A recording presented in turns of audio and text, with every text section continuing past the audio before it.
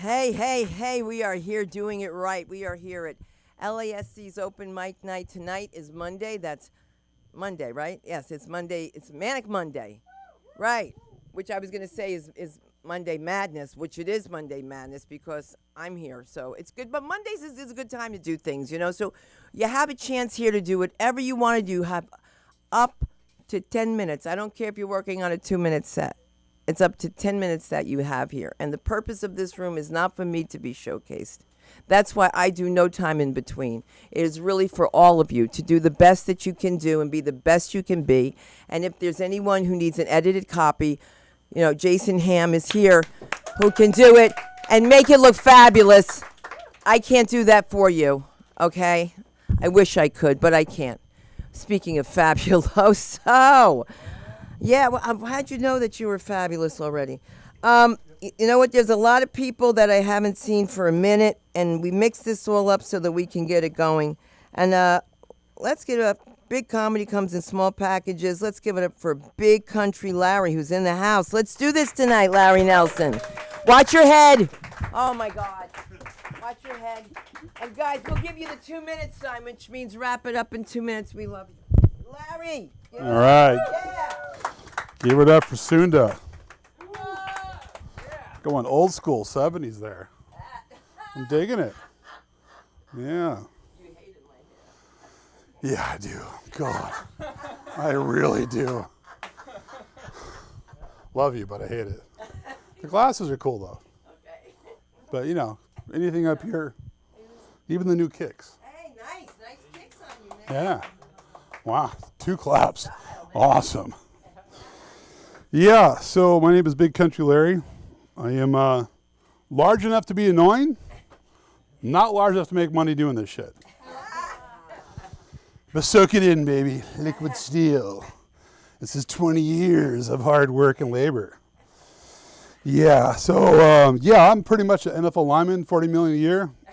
On paper. On paper, yeah. So left tackle. Took me a long time to get this way. I actually started at 5'4", so I wasn't always a big dude. So when I was 13, in about 10 and a half months, I went from 5'4" to 6'4". Really, really painful process, especially these legs down, these bones down here. It's on crutches for 6 weeks. And so I've had a little bit of, how do you say it, chip on my shoulder. So basically at 6'4", it became really fun because I found every bully that beat me up. And let's just say it was not a fun year, their freshman year. But I've mellowed out in my older age. I am not young, I'm not old, I'm older. And yeah, I find that when I travel, it can be even really funner because, yeah, when I met Sunda and her business partner, I was actually flying back from San Francisco. And I was running for the gate, just like the commercials. And I was even heavier. So, yeah, I'm down a few pounds right now, but I was heavier then. And so I was running and sweating profusely. And I hear this as I run up to the gate and like, ladies and gentlemen, welcome to Delta Flight 855 to Los Angeles. We're almost ready to go. We have one more passenger joining us. Once he gets on the plane, we'll get the doors closed and get going. Yeah, so I'm thinking, I've made the plane. This is awesome. I get to go home, see my wife, my dogs. What I don't realize is there's literally sweat pouring down my face, and if you were right here, it'd be pouring down on you. And so as I run in, I look down, and there's literally 100 sets of eyes going, please God, do not let the fat, sweaty man sit next to me. Her business partner was 6 rows down. I sensed the energy. I sensed the negative vibe. I'm like, I can work with this. So I just casually rolled down the aisle, caught eye contact. Little poop came out of that guy, came down this way and went, I'm going to sit right next to you and sweat profusely all over you. He was her business partner. She was awesome. It was great. So here I am many years later. But, yeah, being a big dude is fun. It is cool. You know, big and tall shops, love them. I really do. I'm wearing some today. There's a size 50 with a belt that holds it up. I don't love them for what you're thinking. You specifically. Why do you think I love big and tall shops? No. I am never, ever, ever the tallest or the fattest. I walk in there, I'm the small guy. It's great. It's free therapy. So, yeah, no, it's awesome. My sales guy once was 6'10", 485 pounds. Former NFL lineman, a real NFL lineman. And he wasn't fat. I'm just like, dude, I'll buy whatever you're selling. So, yeah, no, it was awesome. So, a year ago, it was pretty heavy. My wife, who's about this tall, really annoying, like, really good DNA in her. She's like, babe, you get out of the shower, you're toweling off. I hear you wheezing and see sweat coming down your brow as you're toweling off from the shower. It might be time to go on a diet. So I'm on this thing called keto. Anybody doing keto? Oh, you poor bastard. How is it? Oh, bullshit. Bullshit. So this is day 35.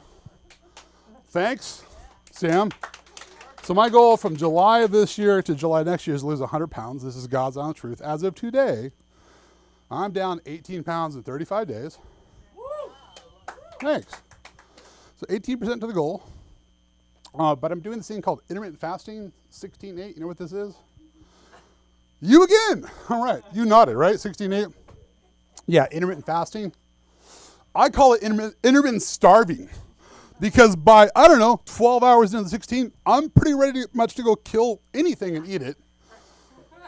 So, yeah, it's cool.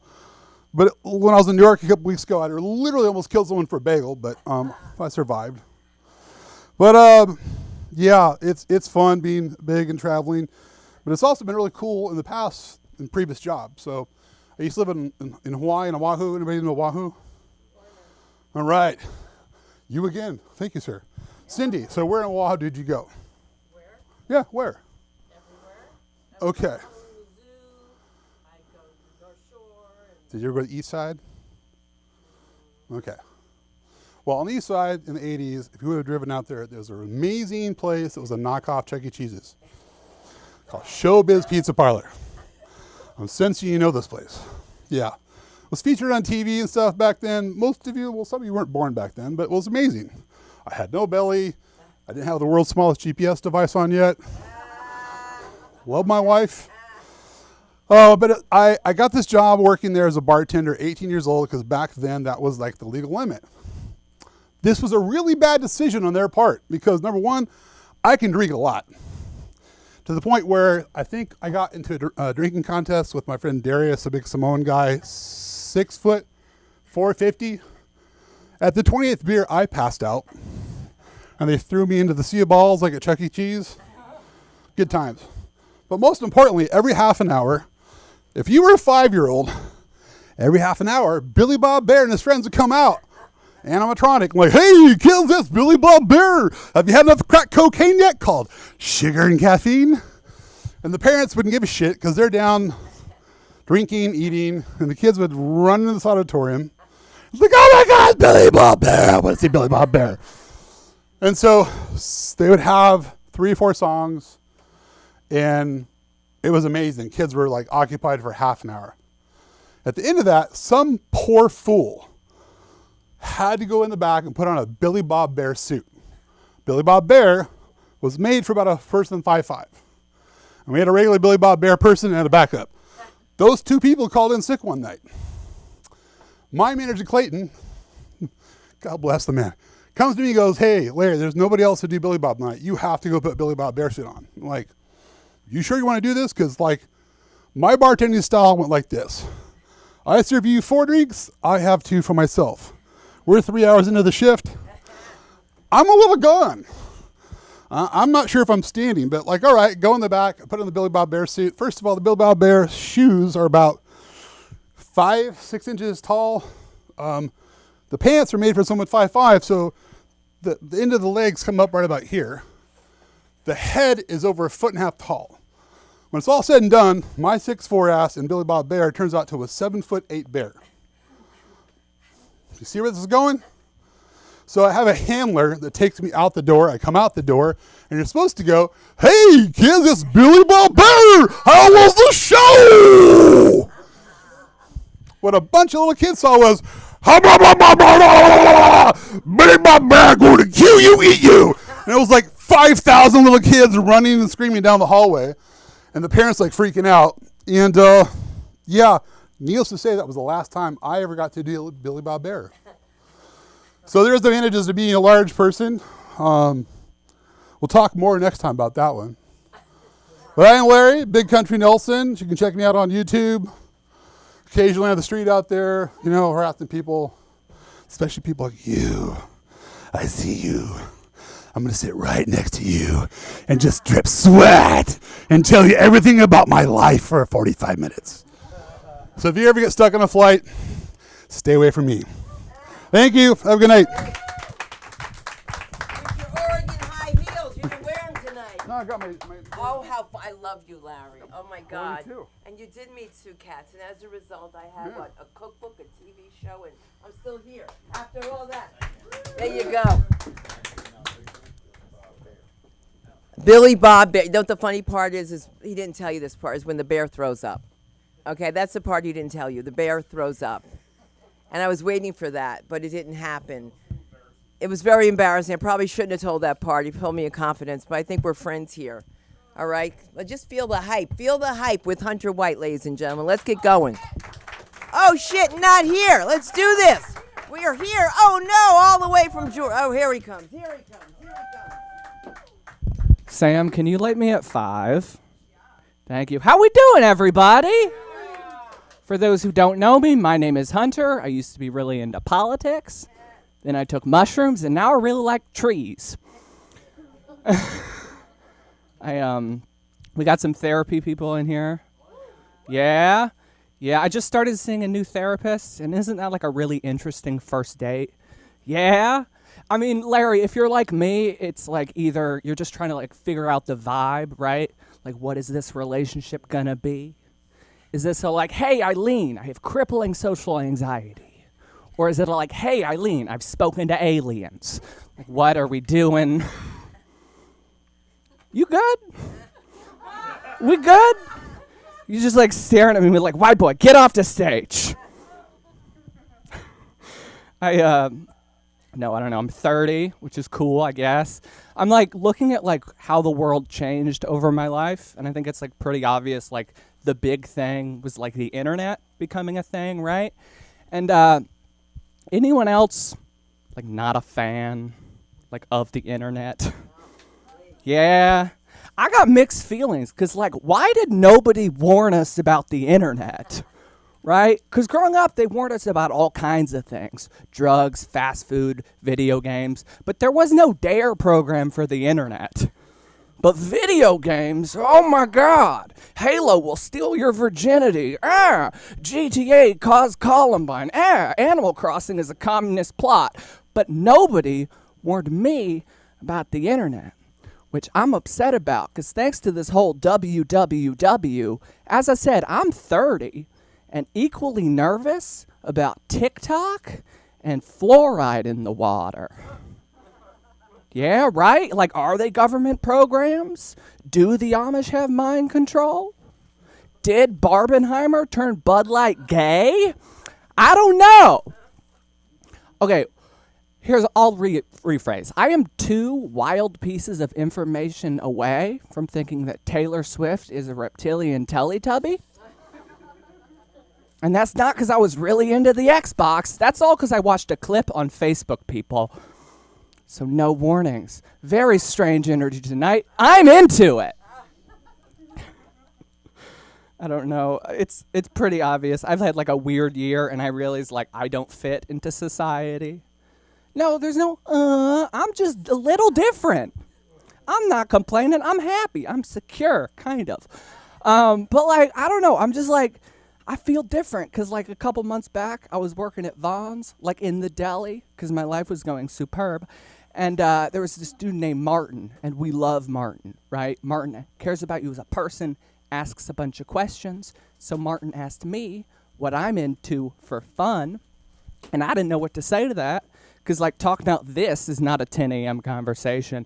And, like, for fun, I feel like people are into movies or sports or politics. But I'm out here falling down rabbit holes about secret societies and magic. How do you bring that up? And I did say magic, and I don't mean like Harry Potter, rabbit in a hat. I mean ritual magic, scare your grandma. Maybe I go into Halloween Town. Magic. Okay, guys, here's what I'm trying to tell you is I got into crystals this year, and it's uncomfortable. Right? Because I used to be like a man of science, and now I'm a TikTok crystal mommy. When did that happen? Happened the same time I got into socialism. I was trying to piss my dad off. Now, I don't know. What am I at, like 4.5? 352. Okay, cool. So I need to slow down. That's always what I need to do. I'll do some stuff I haven't done in a while. I love doing comedy for like a weird reason, and it like connects me to my father in like a strange way. I don't know why that's funny. I was like, I'm going to share this nice anecdote and then do a joke, but let's just laugh at the touching part. It's fine. No, but like growing up, my dad, like, I don't know, he got kicked out of college, but like turned his life around, started pursuing his dreams, really got his shit together, very inspiring. So me doing this, I feel like I'm following his footsteps in like some ways, and it's kind of cool. But it's not like the good footsteps, right? It's like the late 80s cocaine screwed up your life footsteps. Right, like he almost did cocaine with Gary Busey. I almost did cocaine with Steve from Blue's Clues. So we're connected. Again, happy Monday, y'all. I mainly just want to do like 5 minutes, so I'll leave you on one thing. You guys like conspiracy theories or not? Yeah, again, you, sir, are phenomenal. You have been on board the whole time. We have a connection. My name's Hunter Owen White. I'm from Georgia. We should hang out sometime. Oh, the weirdest reception at a comedy show. Oh, this guy's looking for friends. He said he's anxious, and now he's reaching out. Guys, comedy. Cry for help or not? We'll see. This is the best. No, but I like conspiracy theories. It's obvious. I'm a kook. But I just feel like we're losing the thread on conspiracy theories. Like, I think we're paying attention to things that don't matter, right? Like, you guys know flat earthers? Yeah, I love flat earthers. But, like, why are none of them talking about flat moon? Yeah, I see some wheels turning. That's right. I said it. Flat moon. And what does Big Earth tell you about the moon? Oh, it's connected to the tide. It rotates in conjunction with the Earth. The other side is the dark side of the moon. The dark side of the moon. Y'all remember how we put a helicopter on Mars, but we can't take a flashlight to the dark side of the moon? What's over there, people? Easy. I know you know what. Nothing. It is a cookie put there in 1874 by Caitlyn Jenner in COVID-12. Y'all, do your own research is what I'm trying to tell you. And my name is Hunter White. Give it up for Sunda. You guys have been an audience. Oh, you can find me on the internet at My Name is Hunter on Instagram. Thank you very much. The original My Name is Hunter. Thank you. Can you give me a chair for Nicholas? Can you get in the back? Are you good? You got one? You're good? All right. There's one over here. There's one over there. Everybody settle down. Watch your man parts. Excuse me? No, you're not. You don't know when you're here. You have no idea. We're going to have some fun by far. Let's give it up for the Comedy Poly Star. Let's do this. Give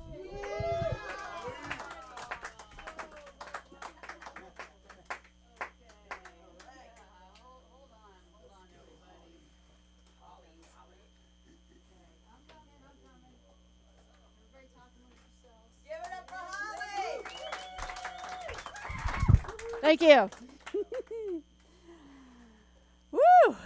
That was a rush to the stage. You may not believe this. Hi, Kenzie. You may not believe this. Hi, Lana. I'm going to do it one more time. Anybody else I haven't seen in a while? No? Okay. I don't know half you motherfuckers, so it's all cool. It's all cool. Take 3. You may not believe this, but I am 52 years old.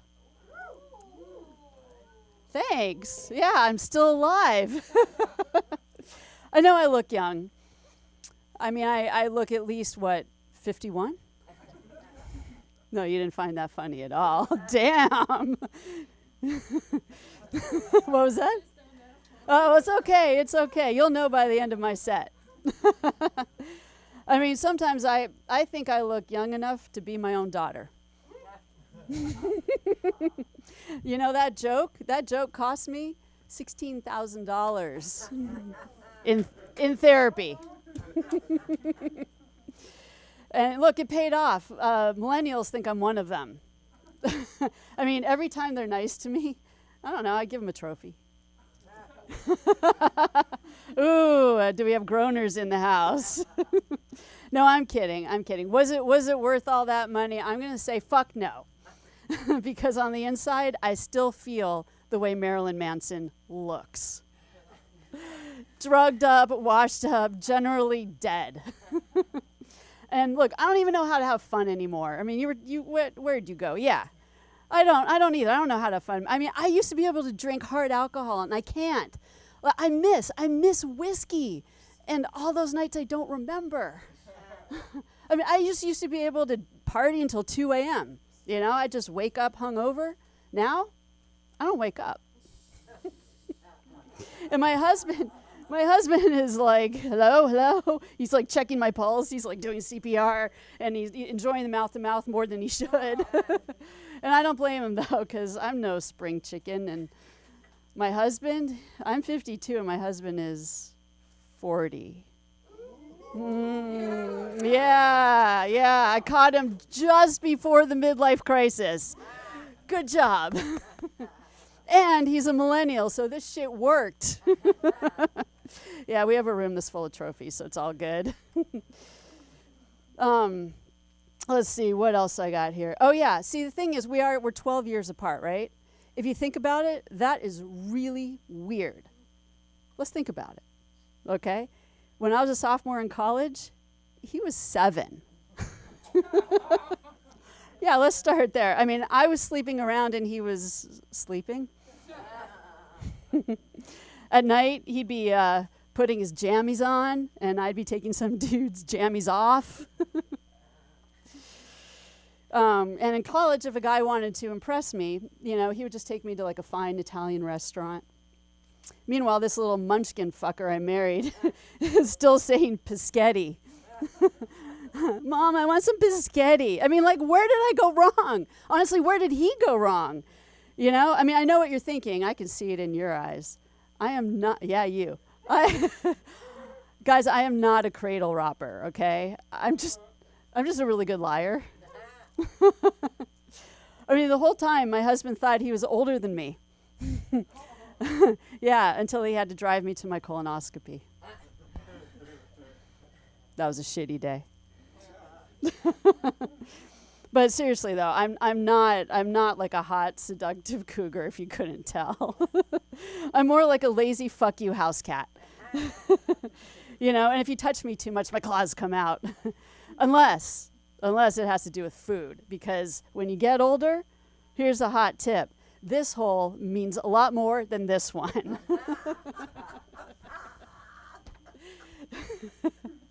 True story, someone understands. I love it. A relatable crowd. But it works out. My husband's You caught your breath there, Sunda?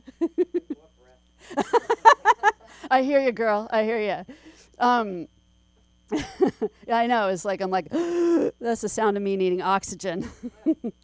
But my husband's love language is touch. So, you know, mine is quesadilla. So when we have sex.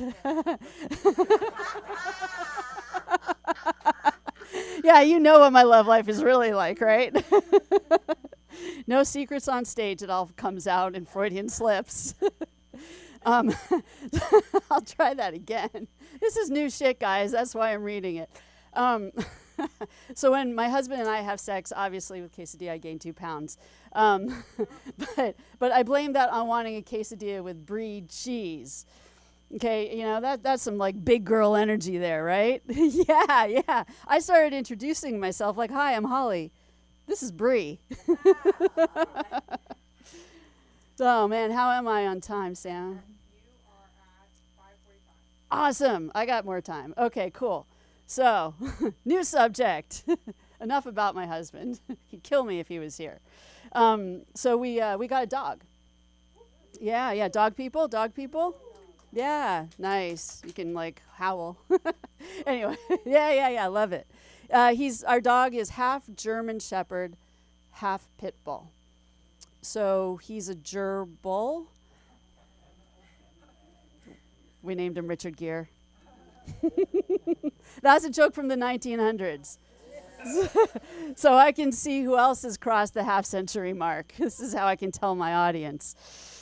And he sheds, man. The dude fucking sheds. I don't know if any of you have German Shepherds, or Pit Bulls. It's terrible. I have to vacuum the carpet and the dog. This is actually a true story. They have vacuums for dogs. I mean, this shirt is everywhere. His hair is everywhere. This shirt is like 40% cotton, like 60% crotch sniffer. And every time I walk him, he walks with his tail up, so I have to stare at his butthole. That's an asshole move. Don't you guys think? Man, you're getting quiet here. All right. Let's try this last part. When he sits, this is true, man. When he sits, every time he sits, his dick sticks out. It is so uncomfortable. I'm like, if I tell him to sit, I need a safe word. Like pants. I'm afraid, like, if I get mad at him, he'll take it the wrong way. If I'm like, "You're a bad dog," he'll be like, "Yes, I'm a very, very bad dog." And during training, this is totally on me, okay? He spent a lot of time not moving because we taught him to stay. I just didn't have it in me to teach him to come. All right, that's at 2 minutes, right? Cool. So I'm going to ask you guys, since I have 2 minutes left, anything you really liked. I'm up for any feedback. Anything you didn't like. Kenzie. Scratch it all. Throw it all away. Good notes. Good note. Love language, I would say back to food than quesadilla. Oh, yeah. That worked better, and then when you go to food. Yeah, food, just general food. Right. Love Yeah. language, his is that, yours is It's food. which ties into the food thing. Easier, quicker. Yeah. It is specific. It's a funny word. Yeah, it's a funny, yeah. Well, I'll try both. I mean, yeah, I'll keep working it through it. Yep. Yes. Really?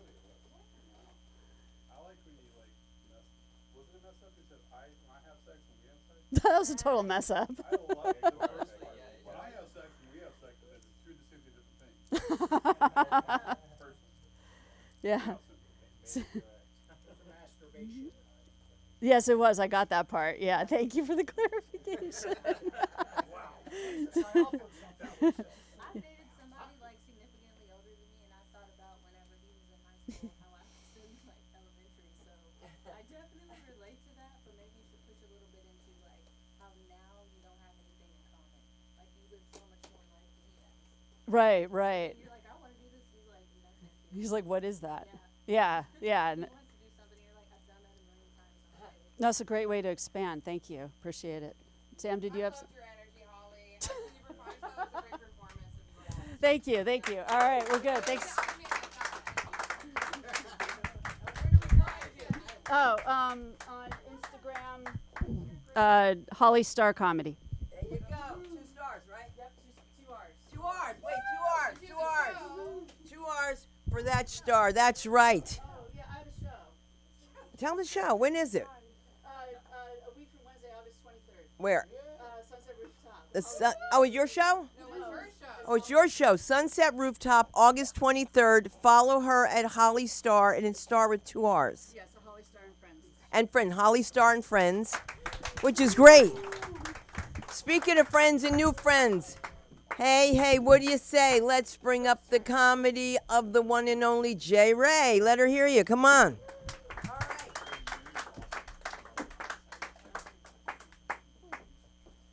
Okay, hello, my name is J. Ray. I am, thank you. I'm from Texas, and I do a street interview podcast where I just go on the streets and ask people just random questions. The way you can find me, I'm on Instagram and on TikTok. It's xo.jay.rae. And I kind of wanted to circle back to when you said you used to work in corrections. So I actually used to work in corrections. And the number one question people ask is, what's it like in jail?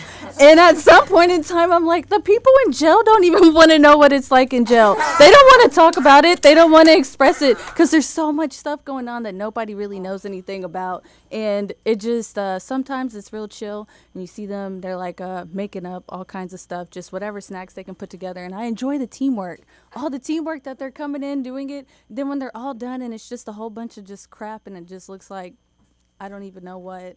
They're like, do you want to try some? I'm like, no, I'm okay. Hard pass. I'm going to throw up.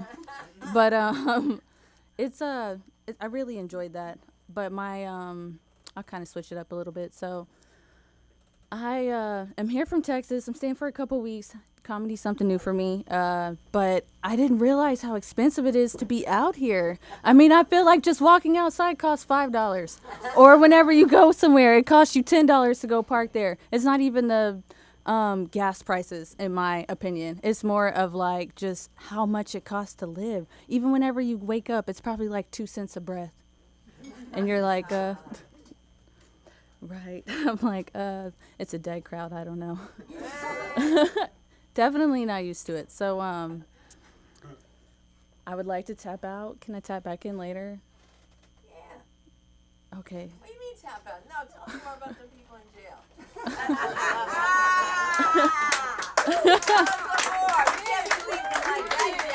Okay. So Lil Nas X has his video industry baby. I'm a huge fan. I love Lil Nas X. But I've always wondered if dudes in jail were gay, right? So at some point in time, I decided I wanted to go to jail. I wanted to know what it was like. These people keep going back. They're like, return to sender, return to sender. They continue to go back to jail. So I want to know, what's so important? Why do people need to be there? I need to go to figure this out. I'm not willing to do a crime to go. I have a clean background. So at this point in time, I'm like, I go to be a security guard and I start to do it. And I'm thinking, it's going to be okay. Whatever. I just wanted to know what was going on. But really, I feel like guys that go to jail, women too, and they've been there longer than 3 months, they definitely come out gay. There's a whole lot of stuff going on in there. And it's just, they do what they have to. You're receiving or you're the quarterback. A or B. There's no in between. But Lil Nas X says 6 months. So if you go off of his prediction, just keep going. But I say 3 months. What's going in on the inside and what's going in on the outside are two totally different. Don't let these people lie to you. Right. Also, whenever you write letters, they do a sing-along or a read-along. They're all like this, just gathered up in a crowd, and one person is operating the show. So everything you thought was so personal to this person, it's not. Whatever they wrote you, that was not personal. Somebody over here wrote that, and they just rewrote it in their own handwriting. And it's so sad to say that. So then, you start to have all these people that are... send money, send this, send that. You're like, I can't send you anything. I am doing whatever I can to live my life. Now you go off and run this crime just so that what are you doing? What was the purpose of it, right? Because you don't want to pay to live. You don't want to pay to go get a job. You don't want to do these things. So you want to live comfortably, but really in jail, it's just not that comfortable. I mean, I've seen it. It's a hard plank with a little tiny mattress about this big, and that's what they're sleeping on. And I don't understand. How do you go in for 2 years, and then you get out, and then you go right back a couple months later? And it's a definitely reoccurring system, but to me, it just doesn't make sense. And these dudes do come out gay. I don't care what anyone says. She said homo thugs. But then, they definitely, I feel like they just kind of want to. I enjoy the team spirit that they have, though, coming together.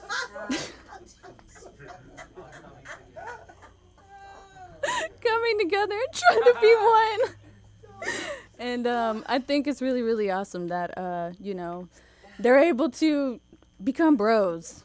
But sometimes when they're putting their bros before their friends or before you, it's just red flag. So if you go off of red flags, definitely take the first one, not the second one or the third one. Anyways, thank you guys so much for listening. It's Instagram and TikTok, xo.jay.rae, but really I do a street interview podcast. So, I kind of enjoy just talking to random people in the street. Yeah, you do. Thank you. Amanda's going to be doing that too soon. Oh, I'm so glad you had fun. Were you going to the bathroom?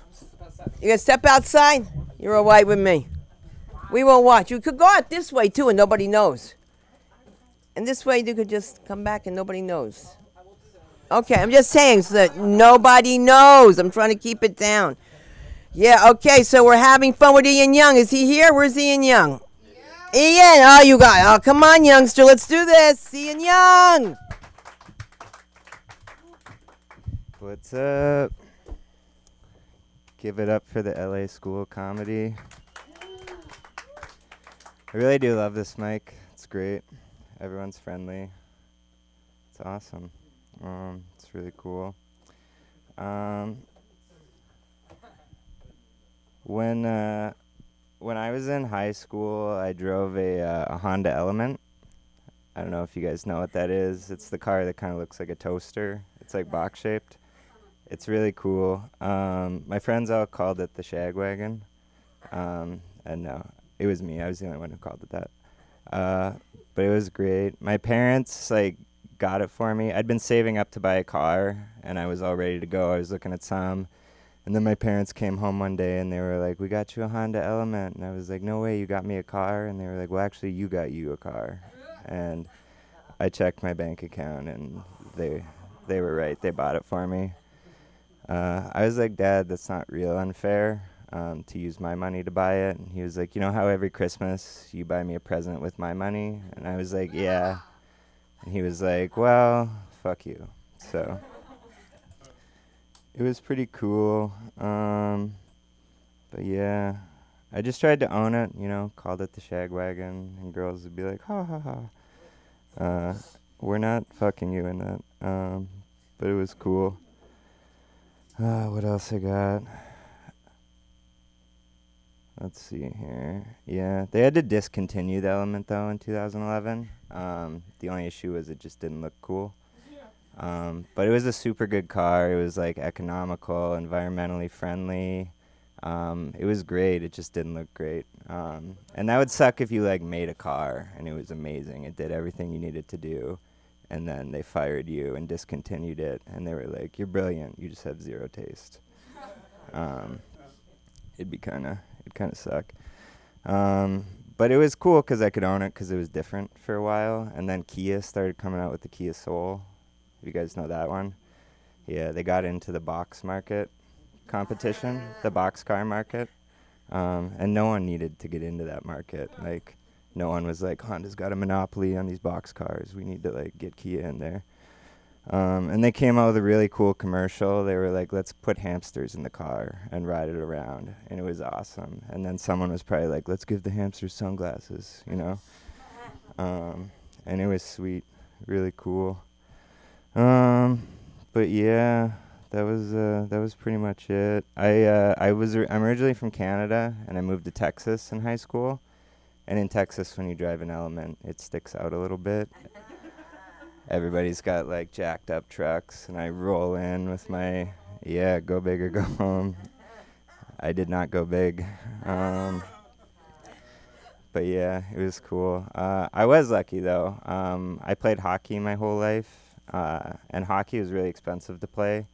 So I was glad my parents supported me. If I ever had a bad game or wasn't doing well, they'd be like, if you want to play for fun, you can play soccer, you know. But that was fair. I ended up playing a few years of pro hockey though, and thanks, no applause. Until I got a really bad concussion, and it kind of messed me up.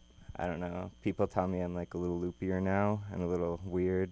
My friends make fun of me for having autism, which isn't real nice. But I got like insecure and went to a doctor to get tested, because I was like, I don't think I have it. But and it turns out I don't. The doctor said I don't. Yeah, which kind of sucks. Yeah. The only thing worse than having autism is just looking like you do. No, it's fine. People always tell me that I look high all the time too, and I usually am. But I don't know. I've been trying to smoke less weed. I do a lot of dumb things when I smoke. I order 7-Eleven a lot for delivery, which is cool. I love 7-Eleven, man. Any 7-Eleven fans here? No? What's your go-to product? Ben and Jerry's? You get it at 7-Eleven? It's more expensive there, though. You got to order from Ralph's. We'll talk after. It's fine. One time I ordered 7-Eleven 4 nights in a row, and on the 4th night, there was just a note on the bag that said, "Are you good?" And it was cool.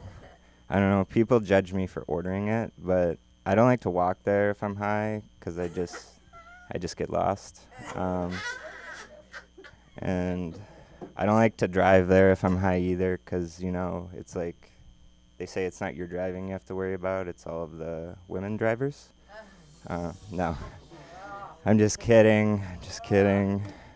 I'm a terrible driver, so it's fine. But yeah, I've had some quarrels with 7-Eleven lately. They got into the inflation game and started raising all their prices. Gummy worms went up. Yeah, it's tough. Some of the things, they just keep the package sizes the same size and they lower the price. Shit, I fucked that up. They don't change the price, they just make the package smaller, which sucks. The only one that didn't bother me was condoms. But you don't really need them when you have a Honda Element, so that's cool. Yeah, but when I got my concussion, I was playing in Europe, and it sucked. I got hurt. I had to come home and move in with my parents, and I went to doctors for like 2 years trying to get better. And finally, some guy was like, "You should just save your money and give up, basically, and just accept this is it." And I was like, "That sucks. Like, why didn't I go see that guy first, But that's showbiz, baby. It's cool. I do different stuff to manage it, though. I have headaches every day. I get Botox done. I guess women who had migraines and got Botox figured out they got less migraines because they didn't look as hideous. No, they look fine. But yeah, I guess whenever I have early onset Alzheimer's, I won't have eye wrinkles, which is cool. Yeah. What am I at here? Anyone? You are at 650. Okay. Yeah. Alzheimer's scares me. Anyone have Alzheimer's relatives? No. Yeah. Me too. My grandma's starting to get bad. My parents want to put her in a home right now. They just can't find her. No, we tracked her down. She's fine. She's right now, like, her doctor took her driver's license away, but she just keeps driving her car. And I, called her, and I was like, "Grandma, you got to stop driving. If you hurt someone, they could sue you for everything. And that's my money we're talking about, There's a tomorrow for some of us.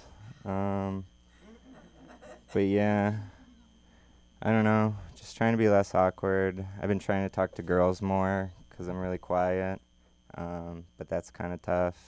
2 minutes, cool. It'd be funny if when you talk to a girl, she gave you the light. She was just like, "You got 2 minutes, man. Buy me a drink or walk away," Yeah. I don't know. I feel like when I talk to girls and they reject me, sometimes I'm like happy. I'm just walking away like, thank God I didn't have to keep talking. Kind of like right now. But yeah. Holly, you had a lot of good like advice in your segment. Do you have any good like pickup lines that a guy could say to a girl? Yeah, me neither. That's all right. Well, that wasn't much help. Does anyone have any good pickup lines? There's got to be a good pickup line in the crowd. No one. You got a good one. Yeah. You walk up and say, it's too bad I'm gay. Too bad I'm gay. Do you say that to women or? Oh, you've never said that, so you don't know how it works. Did you see that happen live or something, or? I was just told that. You were just told that, and you were like, "This feels right. I'm gonna." It feels like if no one else had anything, I would say. Yeah. All right. Maybe I'll try it this weekend. I don't know, but. What's that? Are you from Tennessee?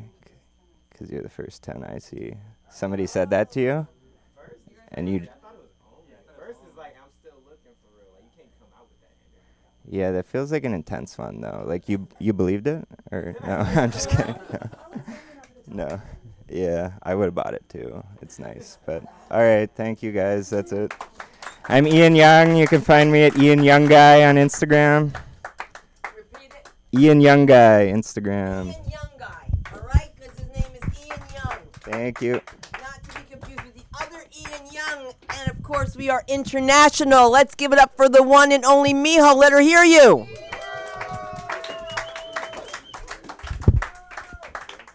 Yeah, in the end, I'm Tango. Honda had another box one later on called N-Box. Their name is N-Box, and a box-shaped car. Oh really? Yeah, my mom had it. Yeah.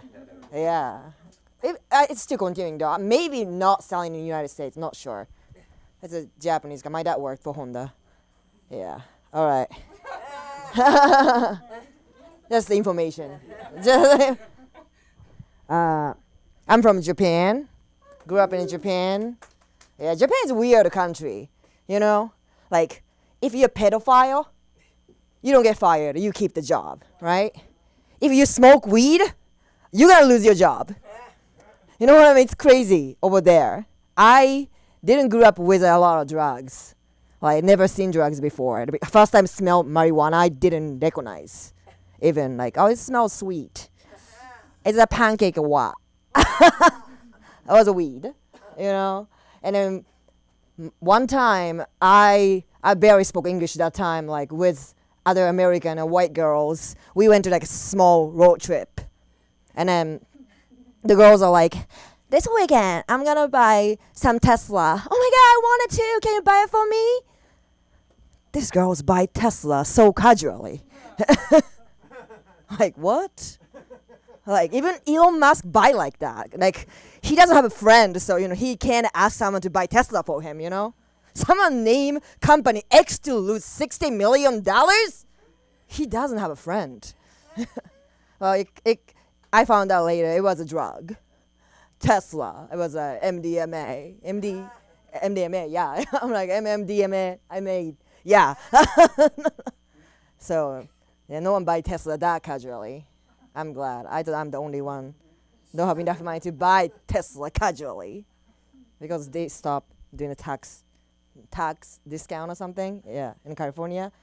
Anyways, people ask me if I have had any terrible date, right? And I can't think of one actually. I erase right away. Like when I had a terrible date, I forget. So yeah, then I don't have a terrible date. But I was a terrible date once. I was. So it was Tinder guy. We met up and do you want to come in my home and chill? Right. It was like Venice, like literally like stoner home, right? I didn't smoke that time, but like you wanna chill? I'm like sure. And I went there, and then we watched just like random shows. And of course he wanna fuck, right? I'm like extending as much as possible to not fuck. I don't know why I went there First of all, I don't know why, but I was extending to not fuck as long as possible. And then I broke his bong. He was so pissed. So awkward. I'm sorry, And after that, his roommate showed up. And his roommate was cuter. Oh, this is going to be bad. Then, yeah, I ended up, I don't know how I did, but I ended up hooking up with that roommate instead of the guy. I don't know how I did, but I'm so sorry, that guy. Like, he can talk about me in somewhere, Did you have a terrible date? And that's me. I was the terrible date. So, I got a nice ass.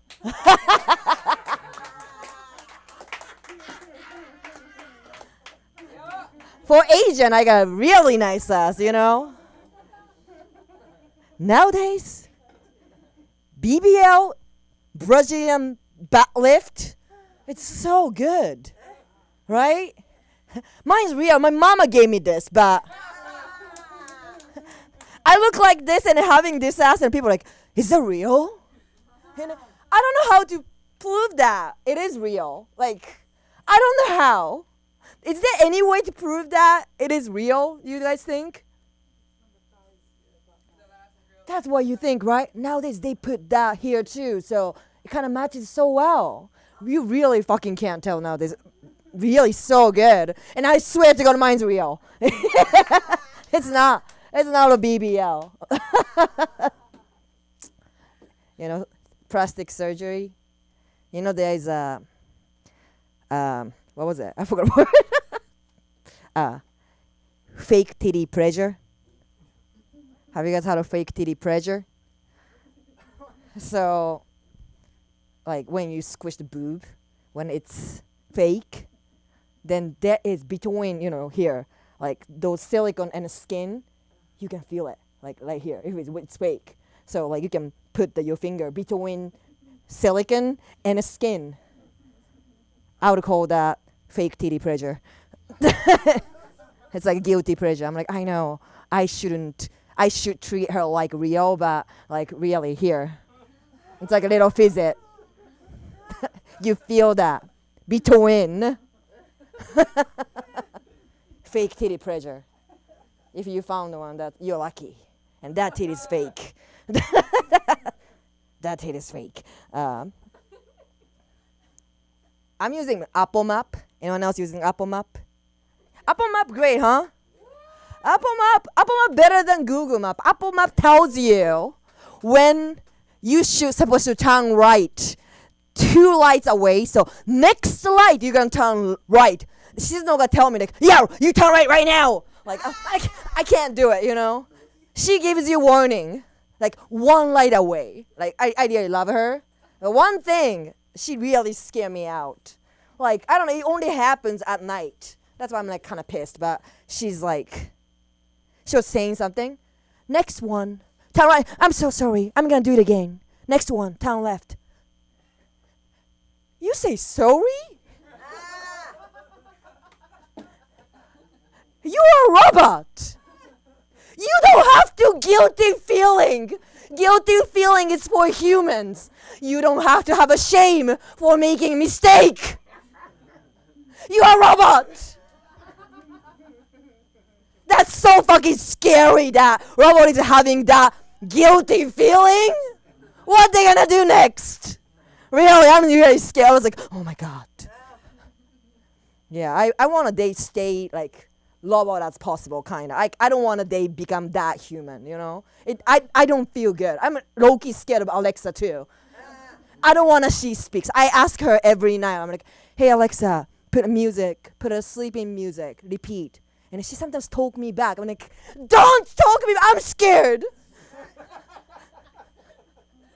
She's sometimes like, in Amazon Music, you can get 3,000 musical variation. I'm scared. Don't talk to me. I'm about to go to sleep and I can hear the random women's. I'm scared. I'm scared. I should have done this one earlier and when I was talking about Japan, but yeah, I'm Japanese. You hear me, my accent. Yeah, my accent. I was hanging out with the Australian women, and then we are like talking friendly. Like, yeah, like speaking English is so hard. I know. I can't do an Australian accent. I don't know. My British accent, everything sounds terrible, but maybe I'm gonna do it for sake of comedy. But yeah, it is so hard. But you're doing so great though. But can you do like American accent? Bitch, I am doing it right now. I'm not choosing to speak with Japanese accent. This is my American accent. I am doing my 120% of the best. You know? Like, I am not choosing to speak like Australian like you are speaking. Really? Like, yeah. I am doing my American accent. God. People terrible. It was awkward. That's it. I'm Miho Fuji. I'm famous enough. You can, as long as you can spell my name. Mihofuji like a film or mountain or apple. Like the apple. Not a water. That's a Fiji. That's Fiji. That's it. That's right. Where are you going? You can't go anywhere because right now I just want to say, get seated. If you took an Addy, get seated because you're going to have a little energy with Patty, but I can't find him. Where's Patty now? Where's Patty?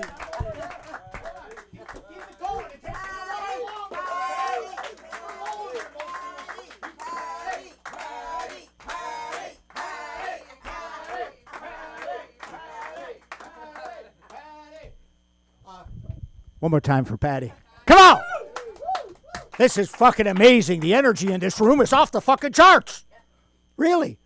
Were they passing Xanax out on the way fucking in here? Come on! My life is going great. I mean, I thought, you know what, my life is going fucking great. I thought, you know what I thought I'd do today?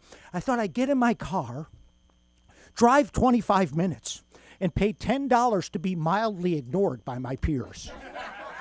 Yeah, she's looking at me like I owe her money. Honey, loosen up. It's okay. Good God. Oh, by the way, Jay, I wanted to share this with you. I have been in jail much longer than 3 months, and I did not come out gay. My cellmate did. But not Patty, okay? Give me some skin. Give her a round of applause for acknowledging that I remained a heterosexual while fucking incarcerated. Yes. That's okay. I'll do my bits when I'm up here. You good? But thank you. Thank you for the interest. I generally have an agenda when I get up here, but thank you for the interest, Jay. Thank you. Give her a round of applause once again. She's a marvelous woman. I love Holly because Holly's mentioned she got a vacuum cleaner for her dog. You can get your dog to vacuum. I can't get my dog to stop licking his testicles. I say jolly good on you. Jolly fucking good. This is you're a strange crowd. I have a fucking love-hate relationship with you already. It's like I'm the coach of a developmentally disabled soccer team, and you fucking people are just running in all in different directions, and there's no ball. There's no fucking ball. None. Whatsoever. Jeez. Well, I just want to say it's great to be here. It's fantastic to be here. I'm Patty. Thank you. Thank you very much. Or, as Sunda Kroonquist refers to me, Hot George Bush.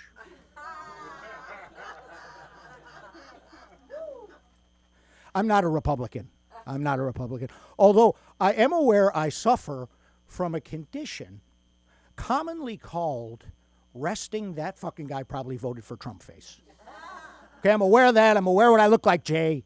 I'm aware. I know. Okay, once again, that's good. Give her a round of applause. Because as we know, all Trump voters aren't racists. But all racists are Trump voters. That's a fucking fact.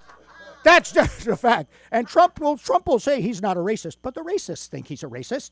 So that's good enough for me. But once again, let's give Jay a round of applause for letting us know where she is politically, because being a Trump supporter in Southern California is going to win you a lot of friends. Oh, you're going to have a lot of fucking friends. But one thing is, if you do this, if this is what you want to do, you have to be aware of what you look like. Like, you know that I vaguely look like I play pickleball. Pickleball. There's no pickles involved in pickleball. You know what pickleball is? That's code for, you look like an old white guy who can't afford to play golf. That's what that, hey! Just hey. Do you know the difference between a woman's G-spot and a golf ball? A man will never stop looking for a golf ball. All right, I'm going to admit something. That was not, I did not write that joke. That joke was written by Copernicus. I used to use it early in my career when I was opening for Mark Twain. Because, I'm old. I've been around a while. That's what I'm trying to fucking say, okay? Listen, let's get a little excited in here, shall we? This is special. This is a special night here. Once again, you don't look happy, but that's okay. This is a fucking special night here in honor of Hunter Biden's birthday today. Tonight is free cocaine night here at the, give it up, baby. That doesn't get you charged up. Come on, people. Come on. I've only got about a quarter gram left, so some of you are going to have to leave. Anyway, that's just enough to fucking make you mad. You ever get a quarter gram? It's just enough to make you fucking pissed off. But I'm going to do something. Since Jay brought up the political, by a round of applause, how many of you think that cocaine that they found in the White House was Hunter Biden's? By a round of applause. Come on. You're fucking wrong. You're wrong. I'll tell you how I know you're wrong. There was a half a gram left in the bindle. He doesn't have that type of self-control. It was powder. He's a crackhead. Everybody knows that. Don Jr. might have left that there years ago. Here's the thing. I was hoping maybe it was Joe's because he could use a little energized fucking something to get him going. Plus, it's kind of disappointing in big America. America's about big things, right? Bigger, go bigger, or get the fuck out of here, kind of that shit, right? I would like to think if they're like me, just because it's the White House, I'd have brought a half ounce. I'd have brought a fucking half ounce because you know why? Because I'm a fucking patriot. That's right. Now, when you said that used to mean it was a good thing. Now, when I listen to it, it makes me sound vaguely racist. Doesn't it kind of like Taco Tuesday? Yeah, Taco Tuesday, that's my favorite vaguely racist food event. I love me some fucking Taco Tuesday. How about you, Jay? God damn it. Once again, give it up for Jay. We've got hat forward guy, hat backward guy. Thank God for that. And Ken is here from the Barbie movie. Thank you. Thank you, Ken, for coming. Come on, man. This guy's hot. Give him a round of applause. He's a fucking hot guy. I can say that. I'm not the least bit homosexual, but if you were to go to jail, I would love to go with you. That's what I mean. I'm thinking of inviting you back to my pad for a little light Greco-Roman wrestling, buddy. I've got the Siglets in my trunk and some Peck lube. We could have us a fucking ball, baby. I talk a lot about like what I look like because I'm aware of what I look like. But people sometimes don't look like what they are, right? Like me, I'm an immigrant. I'm an immigrant. We come from that side of the crayon box. We come in the shade. I know that Fox News has taught you that this isn't what an immigrant looks like, but take my fucking word for it. I am a fucking immigrant. I came to this country when I was a fat little fatty little 8-year-old boy.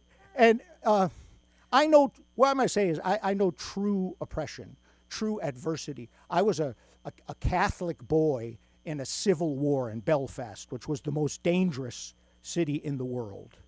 20 car bombs in one day. My uncle was killed by an Irish car bomb, which was ironic because that was his favorite drink. What my point is I know even here I faced opposition. I faced adversity. Real adversity! I worked for Ellen DeGeneres for 7.5 years. Twice a month, she would throw a full can of Diet White Claw at my head for making eye contact with her. Do you think I quit that? Again, you're snarling at me for some reason. I feel you're casting a spell. Do you have a satanic altar in your basement, perhaps with a goat's head and several animals that you've sacrificed? No? Okay. All right. I'm waiting for you to get up. I want to see what you do. But here's the deal. Do you think that I quit that job? Fuck no, I didn't quit that job. It It was a great job. Do you know what my grandfather did for 50 years? He was a bovine inseminator. You know what that means? For 50 years, on a daily basis, 6 days a week, he would stick his hand up a cow's hoo-ha. Right? If he can do that, I can deal with an angry lesbian in an air-conditioned office. This is a great country. Give it up for this country, you. Come on. Damn it. I actually worked on a show you guys might be familiar with called The Family Feud. You give it up for The Family Feud? And I worked for Steve Harvey. I used to write the questions. And Steve is different. He's very businesslike. Very businesslike. He makes over $30 million a year. He has a very serious dental addiction. I don't know if you've seen his teeth. His teeth are so big he can't close his mouth. Have you ever seen Steve Harvey with his mouth closed? It doesn't exist. There's not a picture of it. And if you look at his mouth, it's literally 28% of his entire face. His mouth is so big you could stick your head in there with your hat on. What I'm trying to tell you is that Steve Harvey has a very large mouth. It got quiet in here. Okay, that's okay. I can take that. Clap if you're married. All right. That's right. I've been married I just celebrated my 31st wedding anniversary. Oh, yeah, that's right. 31 years with this. You should be fucking clapping for her is what you should be doing. But I've evolved, you know. I know that I identify as an evolved heterosexual. I know that no means no. I've been married many, many years. I know even yes means probably fucking not. Probably not going to happen. Well, I'm going to say something. You guys have been kind of mediocre. And I say that not as an audience. I mean as human beings. No, you actually have been better than I thought you were going to be when I was sitting back there. But can I encourage you to do something? Do this for the next guy. And then the next guy after that. Because if you really consider yourself funny people, we're few and far between, and we need to fucking support each other, okay? So here's what I want you to do. If you're married, you know what a hall pass is. Clap if you know what a hall pass is. Okay. I'm married to a tiny Filipina. A tiny, teeny, tiny, tiny Filipina. Her hall pass is Idris Elba. She fucking loves Idris Elba. She calls him Hot Black Jesus. My hall pass, of course, is Sunda Kronquist. Followed closely by the Cholula hot sauce lady. And a very close third, Idris Elba. So listen, God bless you guys. I'm Patty at Patty for Comedy, PADDYFORCOMEDY. I book a show on Wednesdays. Come by. You never know what will happen. You might wind up with a spot. What? It's at the Mix in Pasadena. Proper nightclub, baby. Give it up for Sunda Kronquist. Come on. I'll see you at the next Klan rally. Yes, indeed. Oh, my God. What time are we lighting the cross? Oh, my God. I'm going to go get my sheets dried. I think those sheets were there, but let me tell you something. If you think there's a dearth of females in comedy, think again. Again, we're going to be quiet and give up the love for the one and only Lana. Let her hear you.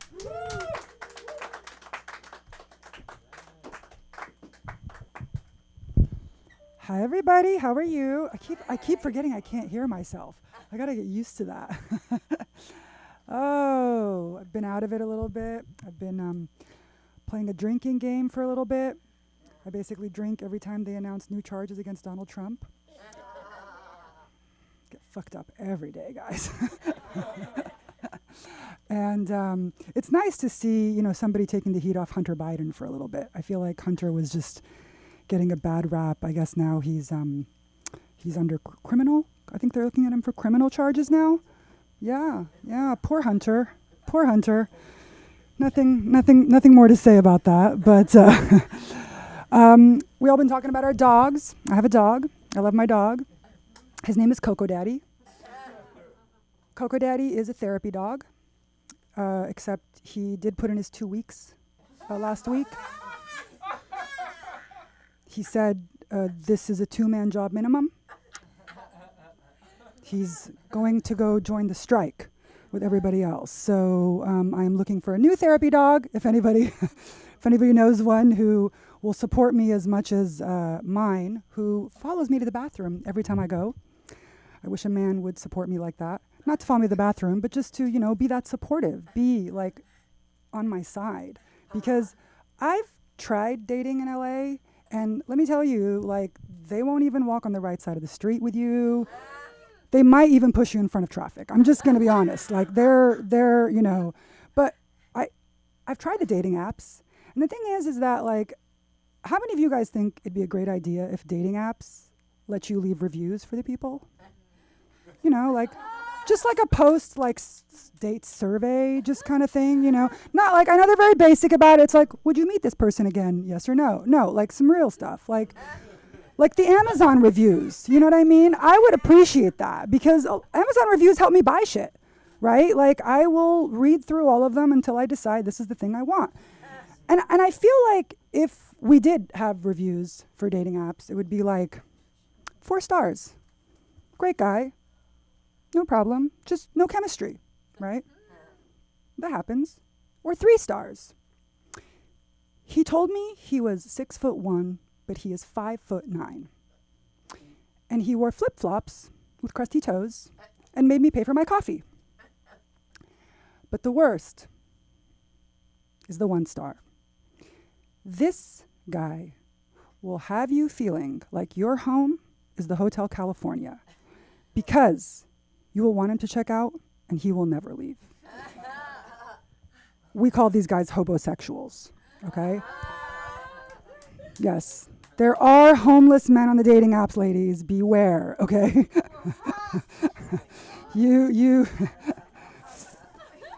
It's the fastest way to get a roof over your head is to be on a dating app. I just want to. Let's see. I'm against communism. I don't agree with it. I love the freedom we have here. I am a patriot, or whatever that means nowadays. But if you ever want to hear the truth, you should ask somebody who came from a communist country. They will always tell you the truth, no matter how harsh, no matter how brutal. I have a Russian neighbor who loves to tell me that I should get a nose job. You'd look great if you just got a nose job. Listen. I had a Chinese friend for years who told me, have you considered therapy? I have, and I have done it, and it has not helped enough, clearly.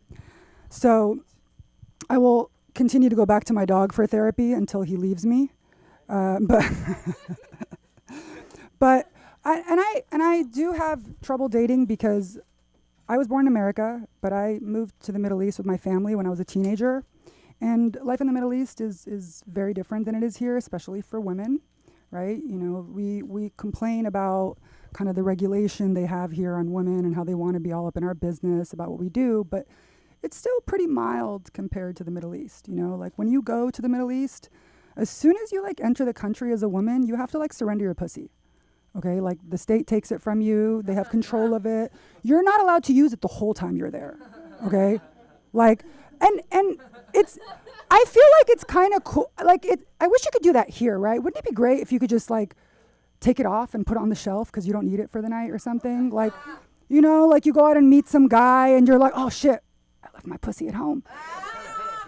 Can't, I feel like they should have given us that option here, right? Where it's like a voluntary surrendering. It's like, oh, I just left it. It's in the closet. I didn't think I needed it tonight. But, like, you know, if you give me a good pickup line, maybe I can dust it off. You know what I mean? Because it is collecting dust. But like, because I do know the gerbil. I do know about the gerbil, which is kind of sad. But we remember poor Richard Gere for only that. He did such great movies, but that's all we remember him for, is the gerbil up his asshole.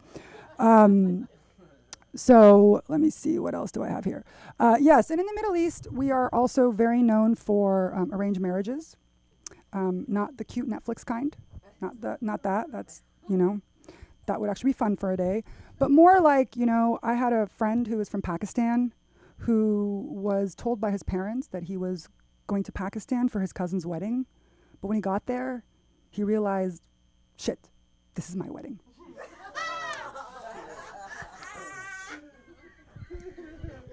Like no save the date, no like invitation, like no notice, nothing, just you guys have surprise birthdays, we have surprise weddings. Okay? Like that's how we do, right? Because how else would we, get you to marry your cousin? But like, nobody really like signs up for that, guys. That's how we do it. We're just like, you show up and now you're married to your cousin. I thankfully dodged that bullet. But didn't fare so well for a lot of other people I know. But then I come to America and I find out that everybody's here, like, we don't know what gender, we don't know what our pronouns are. Like, I just got the rights back to use my pussy and now we're all confused about what we are. Like, I just want to be like a regular, like, heterosexual chick that can just go out and be free, right? Like, that's, like, I waited a long time for that, and now I have to, like, do something, like, cool. Like, this is just, like, normal vanilla shit. Like, I'm fine with normal vanilla shit, okay? I'm really fine with it. So that's, like, where we're at. But, like, if I had to choose my pronouns, because they did. I don't really do any of that except I got on LinkedIn one day, and they started to ask, what are your pronouns? LinkedIn. Like, why is LinkedIn doing this to me now? I've had this LinkedIn for years. And I kept looking because what I really wanted to put wasn't there. Because my pronouns are fuck you, pay me. Okay? That's all I care about. Especially on LinkedIn. Like, what do I care? I don't care if you think I'm a man or a woman. You gonna pay me? Okay? That's what's important, okay? So I think that's all I had to work on today. And thank you guys. Thank you, LASC. Thank you, Sunda. Thank you, Sunda. On TikTok, Instagram, and YouTube at the Lana Sala with an H. And Sunda, give my love to Mark, please. Patty! Hey! He's there and he didn't miss it. Big fun. We're having big fun. This party's just begun. How you like this party so far? You ready? Good, because we get ready to bring you up. All right, let's give it up for Cindy Lambert. All right, let's do this.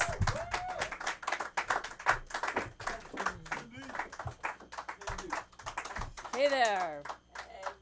So it's so funny. These guys are responding to me sitting there like this, because I'm like totally in my head going like, I'm coming up next. I'm next. It's not because I'm checked out or anything like that, but it's okay. You're kidding me, right? Take it out of the. Yeah. Well. All right. So. There we go. Move the mic. So I don't know about you. After COVID and the pandemic hit, I really started looking at my health. And I went so far as to hire a homeopathic health practitioner. And she had me on these pellets and droppers of medicines I didn't even announce. I didn't even know how to say. And like no less than 30 pills a day, okay? And they said, like, well, that health is your wealth. And, I appreciate that, but it's really getting in the way of my day drinking. And, I'm trying to find some balance there, but, I'm not really sure how to work that out. So I had a really bad breakup recently, and it was with my hairdresser. Now, I've only been seeing her for like 2 appointments, but when I went to see her last time to get a trim, she started she grabbed my hair and she started lifting it up and putting it over here, and then she was going to cut it. And I'm like, no, please, do not do that. If you cut it that way, my hair is not going to fall properly. I know my hair. I've lived in this body my whole life. Please don't do that. Well, she wasn't having it. She looked over at me and she says, excuse me, do you want me to be your hairstylist still? I was like, really? She says, I don't think I can make you happy. I was like, what? Who's complaining? I said, first of all, I have to call you, honey. And every time I see you, I'm the one that pays. And I'm only seeing you, but you get to see other people. Okay? And so, we went our separate ways. And that was sad. But, I still tipped her. Now, I heard a lot of people talking about animals. We love animals. Now, I especially have a problem because I love animals maybe too much. I try to save everything, okay? So it first started when I saved some Asian bears. I sponsored them, Buffy and Bok Choy. They were on bile farms, and they really need saving. I moved on to orangutans from the island of Borneo. I, wait a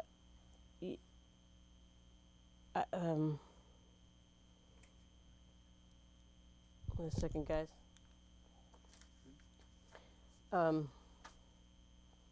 Okay, so it all started when I sponsored these Asian bears, Buffy and Bok Choy, who lived on bile farms. And I moved on to orangutans from the island of Borneo because of deforestation. They need new places to live, and that costs money. To date, I've saved over 200 species, and today I've saved over 200 species. Greenpeace has me on speed dial. I've saved cheetahs, lions, bears, centipedes. No, really, they need help. They're suffering. Look it up. You name it, I've saved it. I have a Noah's Ark full of animals. I have proof of that in my checkbook. But when I knew I really had a problem, it's when I joined Save the Daddy Long Lake Society. And I knew I'd really hit bottom. But I can't help it. I just can't help myself. And tomorrow I'm going to be going to a rally, Earthworms Matter. No? Listen, they helped me save my garden. I really feel I owe it to them. Thank you. Where do we find you? Nowhere yet. Okay. That's some funny shit. Excuse me. Give it up. Cindy Lambert. In this room, you always put things back where they were. You're going to put it back in the stand. I'm going to tell you why I was laughing. I never do anything in between, but I had a best friend that used to say things to me that were crazy. She would say, people think you're so pretty, but like if you were all white and not half white, with that nose, you'd be really ugly. And everybody laughs at that joke. It's crazy, right? But if I was all right with this nose. But listen, I got to head out, and I feel really bad about that. Oh, my God. I guess it's supposed to be like this now? I don't know. But maybe it's cool. Maybe people won't fall over it. Maybe it's a new thing I didn't know about.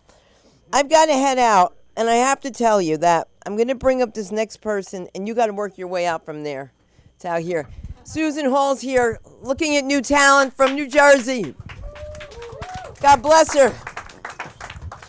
I told you we got fun, we got sunshine, we got sunset, we got all these people. You're going to meet me in the front? Bye, Susan. Susan, goodbye. Do you know where my keys are? I'm so sorry. I am so sorry, guys. And you know what? If people tell you you're funny, you probably are, but you won't know till you make it from the page to the stage. And this woman coming to the stage is definitely unlike any other.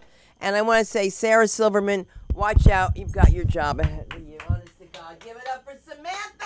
I love you. I got something to say. Anybody finds keys there soon does.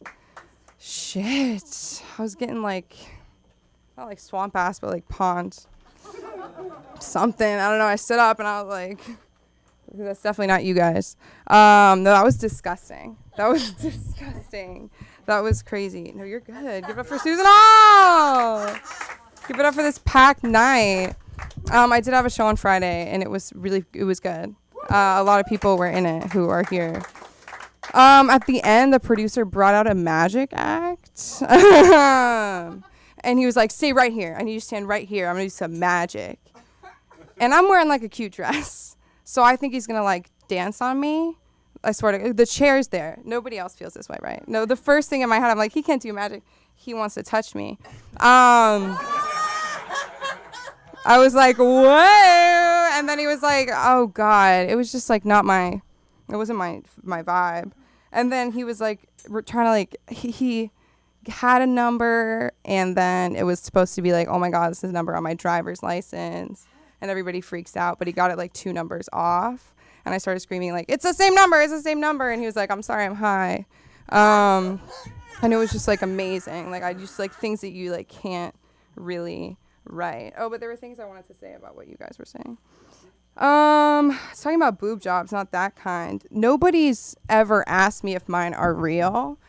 Because if your nipples are having a conversation with your belly button, like nobody else is talking. You know what I mean? Like they're gonna be like great addition, but like we know how they got there. You know what I mean? From just life. I remember probably like summer. Josh is really laughing about that. Summer 6 at Jewish Sleepaway Camp. I remember this girl. We were all just like standing, and this was like we used to live in bunks, and then it was tents. It's like you're in a tent, like it's like, and you know, there's money. I mean, I'm not saying Jewish Sleepaway Camp, they're giving you money. I'm not saying that, but you pay money to go there, too much. And so, but like I feel like once you're in a tent, all the girls like you can change in front of each other. There were showers. There's really no joke here, but I just remember this girl just pointing at me and being like, "Why do your nipples look like that?" You know what I mean? And it was like one of those things where I was like, "Thank you." You know, like how would I have known had you not said that? What would I have been doing with my whole life? You know what I mean? It's like there goes a career. Men in diets, it's triggering. Just because of my dad. Not that you're my dad, but it's just like you open YouTube on the TV and it's like insane 2 weeks and your life will be changed, and it's like you think it's an ad, but it's like videos he clicks on and it's like about dieting, and he's like not like intermittent fasting, and I'm like 1 in 3 people you know in this room like out of my friends have an eating disorder, you know what I mean, and he's just screaming about it, but it's like cute, like I'm like that's your hobby right now. I recently got into, not like an argument, but I didn't like the way somebody was talking to me. And they were like, they apologized. I didn't answer. And like 3 hours later, he was like, this is an excuse, but I've started a low calorie diet. And it's not an excuse. It's really affecting me. And I was like, y'all need a group, you know what I mean? Where you can sit together and talk about it, just not with me. We're talking about politics. I'm a devout member of the Green Party. No, I'm kidding. I'm not really I used to be bald by choice, not like that. You know, I didn't have cancer is what I'm saying. Thank God. But it's like people only shave their head in solidarity if you have cancer, you know? Like if my friends shave their head, they're like, oh, what stage? And you're like, no, she was just like really PMSing. PMSing and like undiagnosed with other... Jason, can you are you talking? Damn, give it up for Jason. He's the best. Really lucky to have him.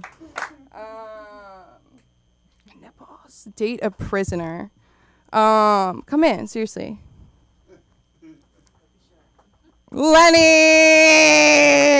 looking all fancy. What the hell? Looking like he's going to Les Mis. One thing about Lenny Hill invite you to Les Mis. I was like, because I heard y'all saw it, and he was like, do you want to see it? I was like, you just saw it. Lenny will go to Les Mis. He's so sweet. Oh shit, sorry. That was just so funny. Because I was like, you just saw Les Mis. Hard-earned money. So I see a lot of TikToks about people who like successfully met like a prisoner online.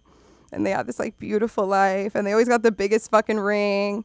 And I find myself to be a wordsmith, you know, and it's just like I feel like mental illness, talent, whatever, like I'm sitting on this bomb where I'm like, I could totally like date the fuck out of a prisoner, like have the best life story, like type away, like novels, like just like romance. Like I would just make it into something in my head, like star-crossed lovers, bound by a cell. I don't know. I used to be like, I think I would do well in jail because I'd make friends really quick, and then people would get really mad when I would say that. But I just feel like I would find where I fit, you know, whatever that looks like. I'd be like, guys, I know I have weird nipples. So guys walking on the right side of the street, right, with the traffic. Like this guy did that to me, and I was like, I wanted to bully him so bad. You know what I mean? Because is it only like when they're attracted to you that they see you as like, you know, a woman who can get hit by a car? Because I've been a girl who can get hit by a car. Okay, let me tell you something. Not that I jaywalk. I'm just very lackadaisical, whimsy. Like just, I won't let myself drive because I'm scared. I see what they mean.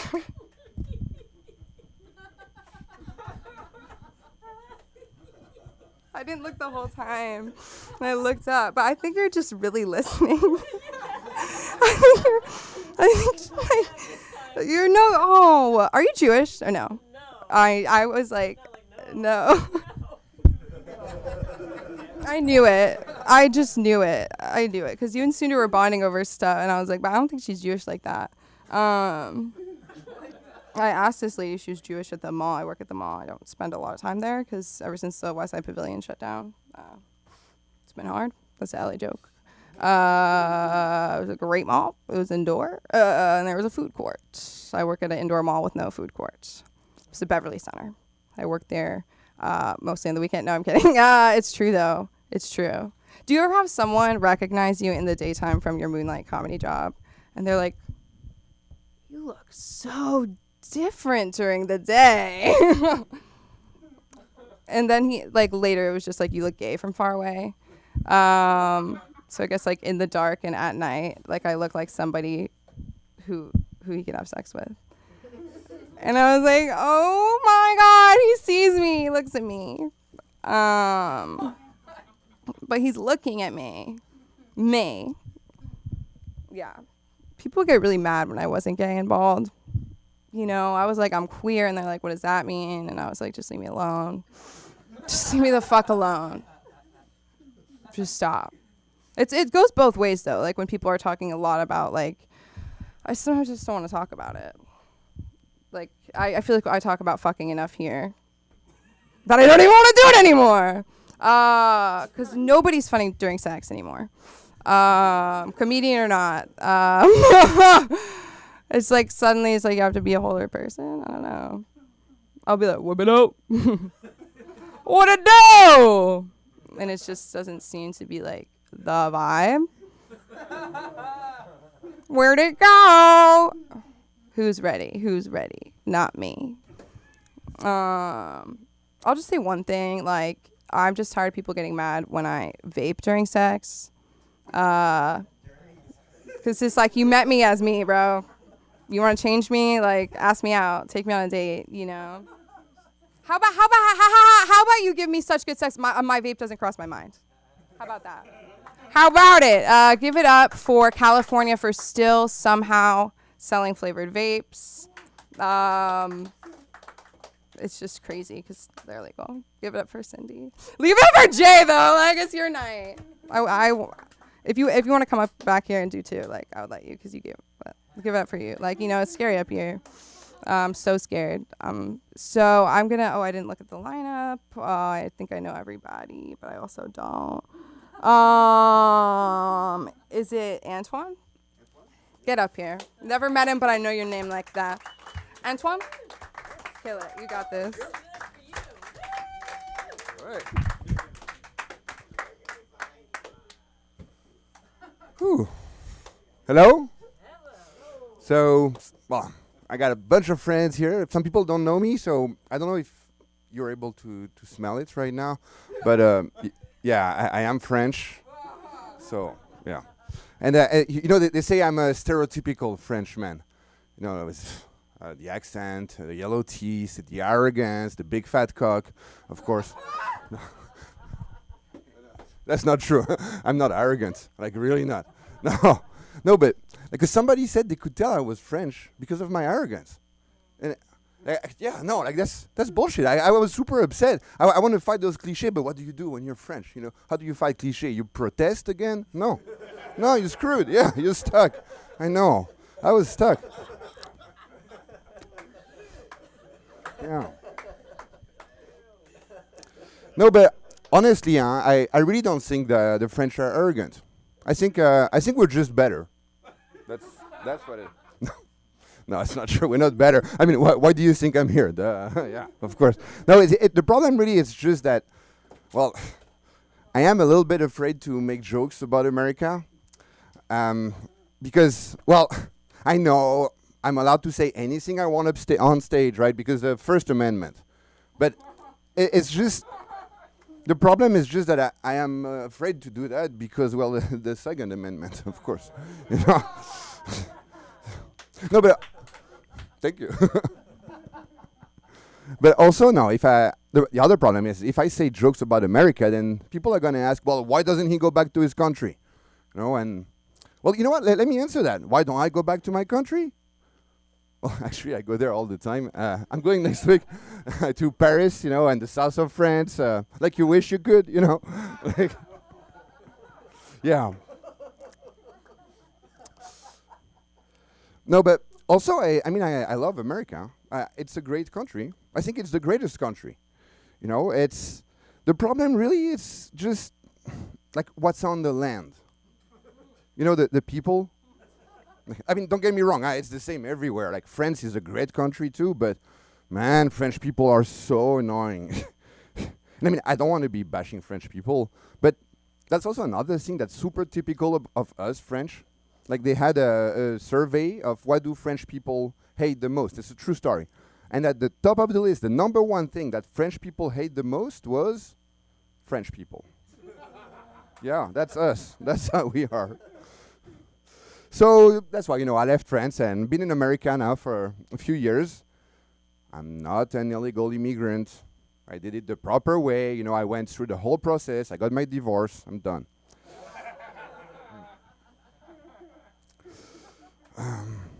Yeah, the divorce. So, actually, I'll tell you about my ex-wife. I met my ex-wife in Paris, in Texas.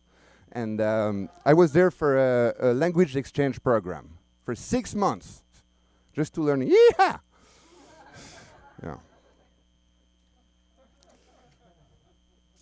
And my ex-wife, so when I met her, I'll tell you the secret, because French men, they always seduce American women the same way. We have our classic French love recipe. Very simple, I'll show you. What we do is, you just feed her something, and you say some French. And it works every time. Let me show you. Et voilà, mademoiselle. It already works. Gratin de fromage, gratin de pâte au fromage du midi. That sounds so much better than saying just Kraft mac and cheese, right? Yeah. And paired with our finest Chateau de Kirkland. There.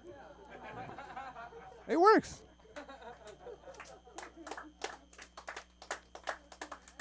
Thank you.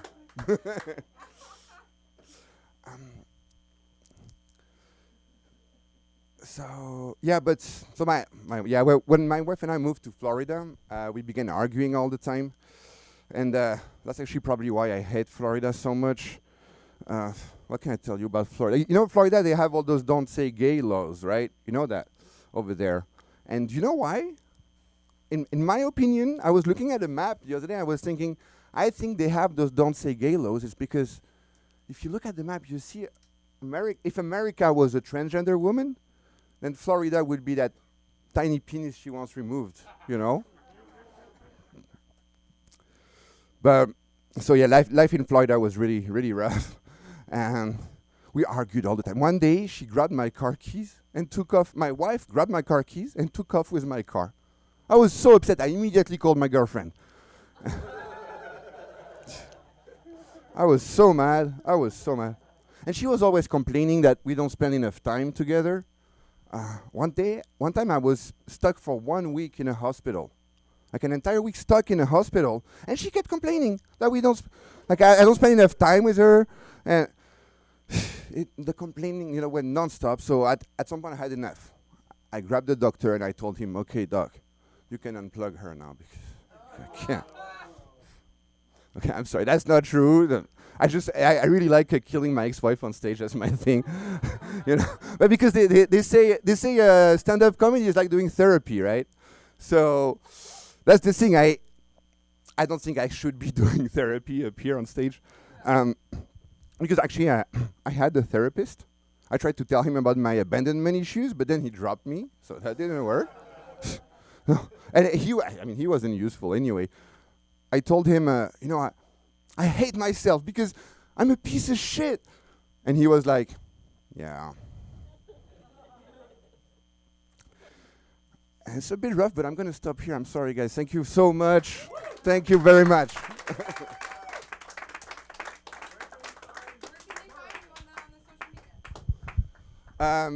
So without subtitle, it's my name in French is too. I was thinking when you're going to ask me my social media, I have to get an easier social media to share, because right now my full name, I would have to write it down for you. Yes. I'll keep that in. Give it up for Antoine, everybody. Dude, I'm gonna go buy some Kraft mac and cheese. That's for damn sure. It's for goddamn sure. These guys are so cute. Well, I don't need to spoil it. You guys are in a class together, right? So cute. I love it because it's like 2 schools. Why? And now you found this class, and you're never gonna go anywhere ever again. Ever. I'm kidding. I love school. I dropped out of college. I am so excited to bring up this next comic. He actually, I'm just a fan. He started coming here recently. He Bit the Bullet was the first performer at my show. Let's give it up for the fantastic Justin Sunset, everybody. Justin Sunset. Sitting in the corner.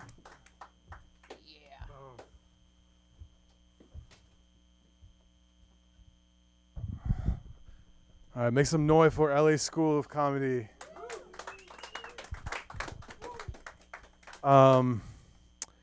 Antoine, you speak French for real, yes? Do they have like public service announcements in France? You know what that is? Yeah, not really, no. But if you were to say a public service announcement in French, what would you say? Say something French. I'll translate for these people. He said, thank you, Antoine. He said a very important public service message they say in France. Comedians who are not Justin Sunset are a big problem.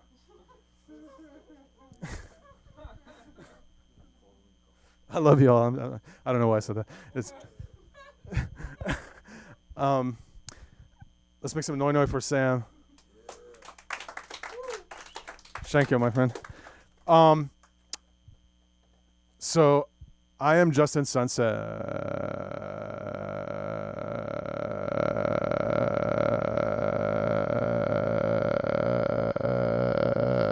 Justin Sunset. Hi, Barbie. Hi, Barbie. Hi, Barbie. Hi, Barbie. Hi, Ken. Hi, Ken. Hi, Ken. Hi, Ken. Hi, Justin Sunset. Woo!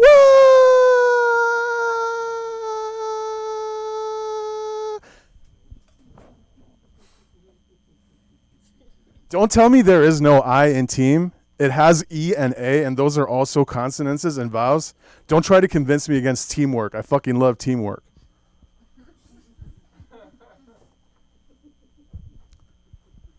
Thank you for making a public statement in the press conference, Barbie. Yes, hi, I'm Barbie. Thank you. Please start with your question, Mince.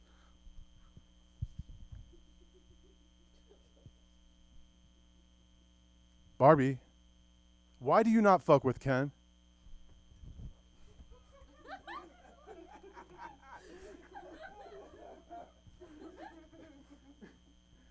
Why do you not fuck with Ken, Barbie? Oh, easy, because he is someone other than Justin Sunset. What?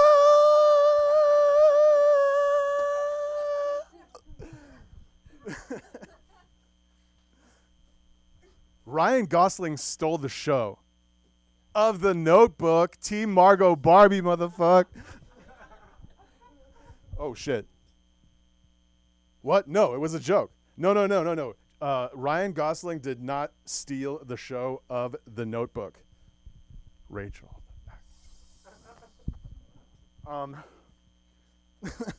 Rachel McAdams, that's it, yeah. The Notebook, yeah. You said, you know what? Ladies do give you the light when you're talking to them. Of the cigarette, they're always like, Justin Sunset, let me light your cigarette. Here, blow it in my hair so it smells weird. You know. Also,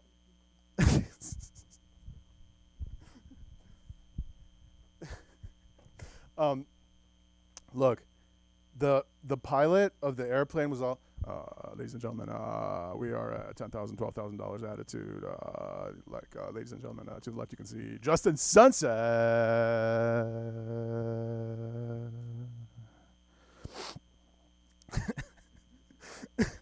Why am I laughing?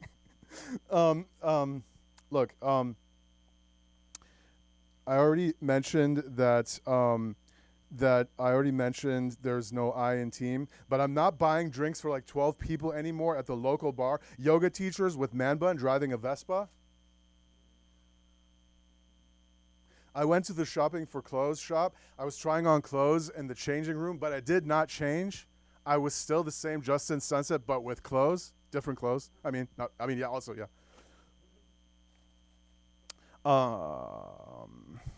Okay, we're going to go ahead and move you guys a little bit back, and I'm going to need that stapler. Justin Sunset. My stapler. Why? You fuck with crystals? I want to fuck with crystals, but people always have disrespect for crystals. Like, right? You feel?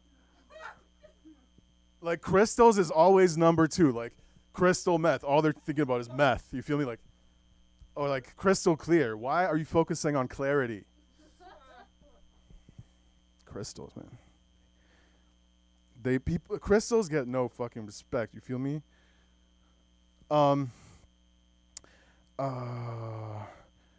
Okay, look. You said that you saved cheaters, and thank you, because cheaters, everybody's against them, but they're like, this lady cares that I cheat. Thank you. Oh, no, wait, you said cheetahs. My bad. Not okay. Yes, okay. You said like wide receivers or something. I don't know. I don't know why. Like receivers, retrievers, golden retrievers. I do not have a golden retrievers, but I have golden jewelry, and it does not retrieve shit. Why is it okay? I don't know why I'm looking so much at this, because Rachel McAdams with the phone now. I'm like, phone.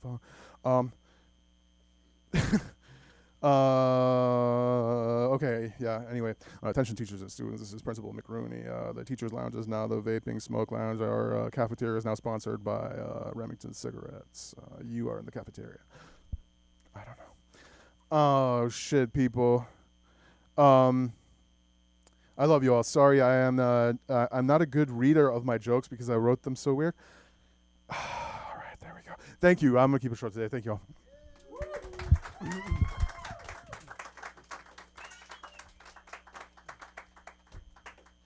Give it up for Justin Sunset Barbie. Dude. Everybody good? Does everybody know where the restroom is? We're not going to have what happened last time. What happened last week? Come next week to find out. Piss on the floor. Okay. I'm kidding, but everybody believe me, because comedians, am I right? You gotta go. Let's bring up this next comedian. Wait, where's the list? I know. I said it like I knew, right? Was that like so such good acting? Thank you. Thank you so much. Let's give it, no, yeah, for sure. This guy. Let's give it up for Face Off. Nice. Never met him. I'm excited to. He's so sweet though. You signed in very nice.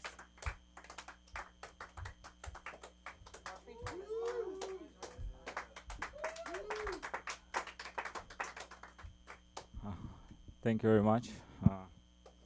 You didn't have to be sorry about calling. You said my name very well. Because, I've heard worse pronunciations before, like asshole and. My name is Faisal. I'm from Pakistan. I'm not her friend who went to.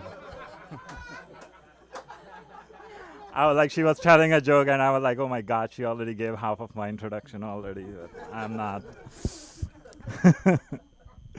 So, and this is not just an intro. See, I was talking about, that was my next joke. I'm already proofing my joke here. So this is not just an intro. It's also a disclaimer that English is not my first language. So anything you cannot understand, meet me after the show, and I will give you a transcript of my set. Same thing I do at work too, because with the Zoom calls nowadays, I'm a corporate slave. So after every Zoom call, I send them minutes of meeting right away, and every time it never failed that somebody will email me back, oh, you wanted me to work on that report. I thought it was you. I'm like, really? You are making fun of my accent. I can read your accent in the email because the report was spelled with 3 R's.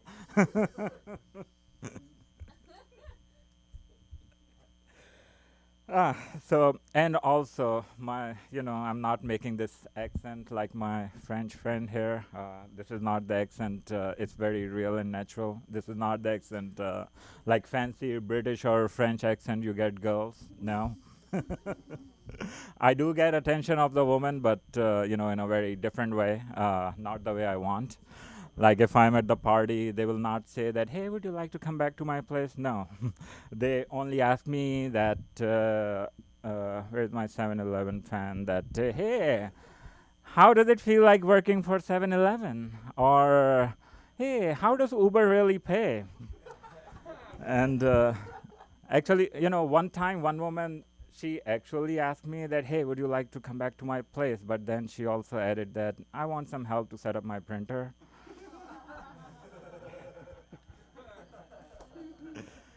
And it's so bad, like because back home, when I used to watch American movies and TV shows, they used, the shows like getting a girl in America is a piece of cake. Like you just go into a bar, you sit in a dark, quiet corner, and a girl will just walk up to you, start talking, and next thing you know, you are in bed together. And and after living here for 17 years, I realized that was all lie. Never worked for me. If I go to a bar, sit there long enough, a girl did walk up to me, but she said that, would you mind helping me putting up the chairs for closing? And all my Pakistani neighbors and family friends, they want to set me up with their nieces, daughters, cousins. And I'm like, if I had to do it, I could just stay back home and do what my mother wanted me to do, marry my cousin, So, so I changed my strategy. I stopped going to the bars and I switched to dating apps. So I was on Tinder. I swipe right on every white, hard, blonde chick. Did this for 6 months, never got a match. Actually, one day, even I got a pop-up from a Tinder that, hey man, can't you take a hint? So I had to change my strategy again. They say love is blind, so I think, looks does not matter. And maybe I'm using the app wrong. I should, I should use it as a blind person. So without even looking, I just started, swiping right everything after that. And guess what? It worked. I got a hookup. It's a 75-year-old man who lives in New Zealand. And just out of desperateness, being in a relationship, I'm like, what the heck, let's start a gay relationship. But, I'm not into long distance, so. I have been in a long distance relationship, so thing is, I live in Redondo, and I love her and all, but who wants to drive to Culver City, so. One more thing, I do not know how many of you, I know there is a young crowd too, remember those antenna channels on TV, which used to come with the ads, and especially if you are watching it at a weird time, like 1 a.m., 2 a.m. in the night, there used to be some very funny ads. Like there was an ad, they will show up that, hey you, yes you, are you feeling lonely? Call 1-800, blah, blah, blah. And, I called one night. I'm like, why are you already thinking that? Oh, you know exactly where you were, which side of the line you were.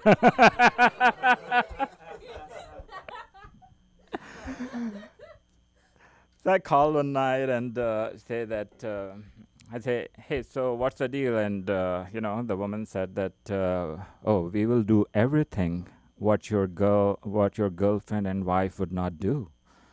I think she was talking about sex. But I was like, okay, do this for me. You are gonna leave the toilet seat up. You're gonna show me some respect. And you're gonna let me choose the movie on Netflix on the movie night. And you can keep your blowjob with you. That's my time. Thank you very much.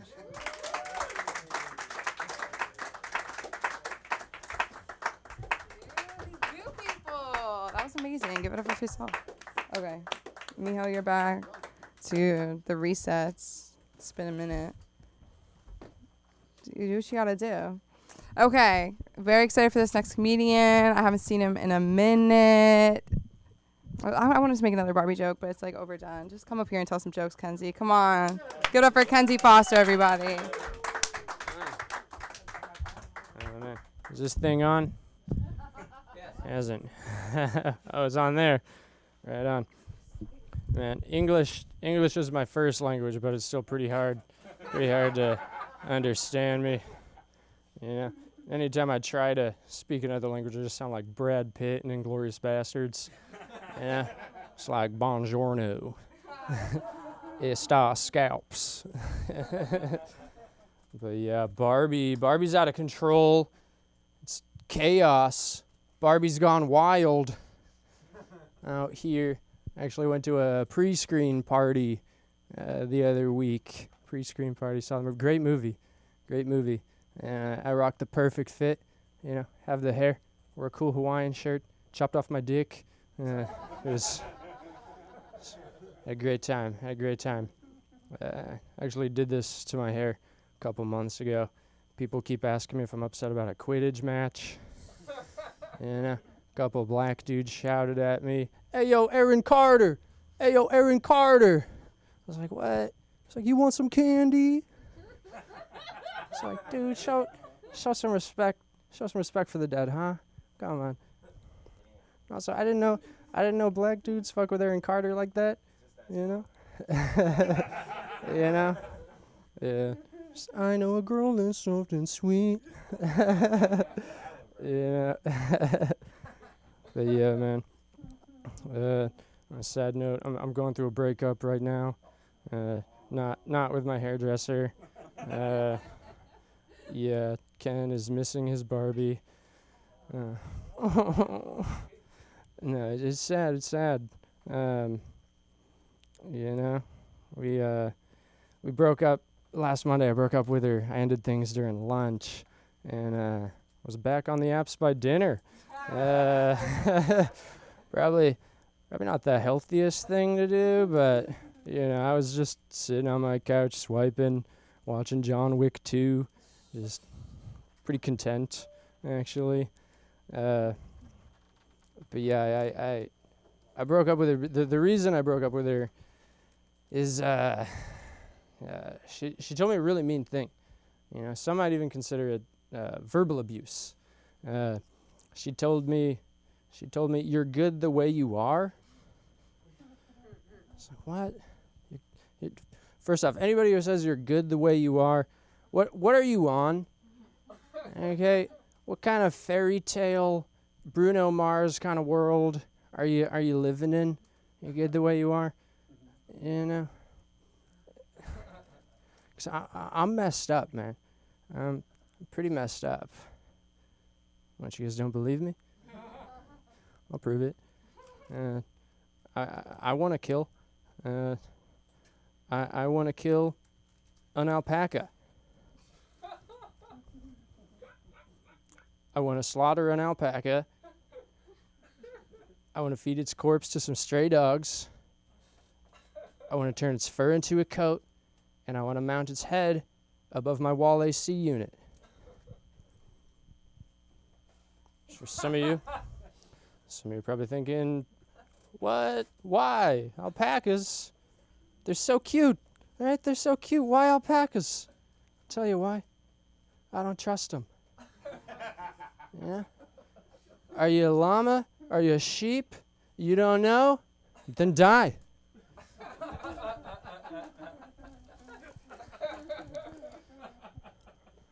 It's pretty dark. It's pretty dark.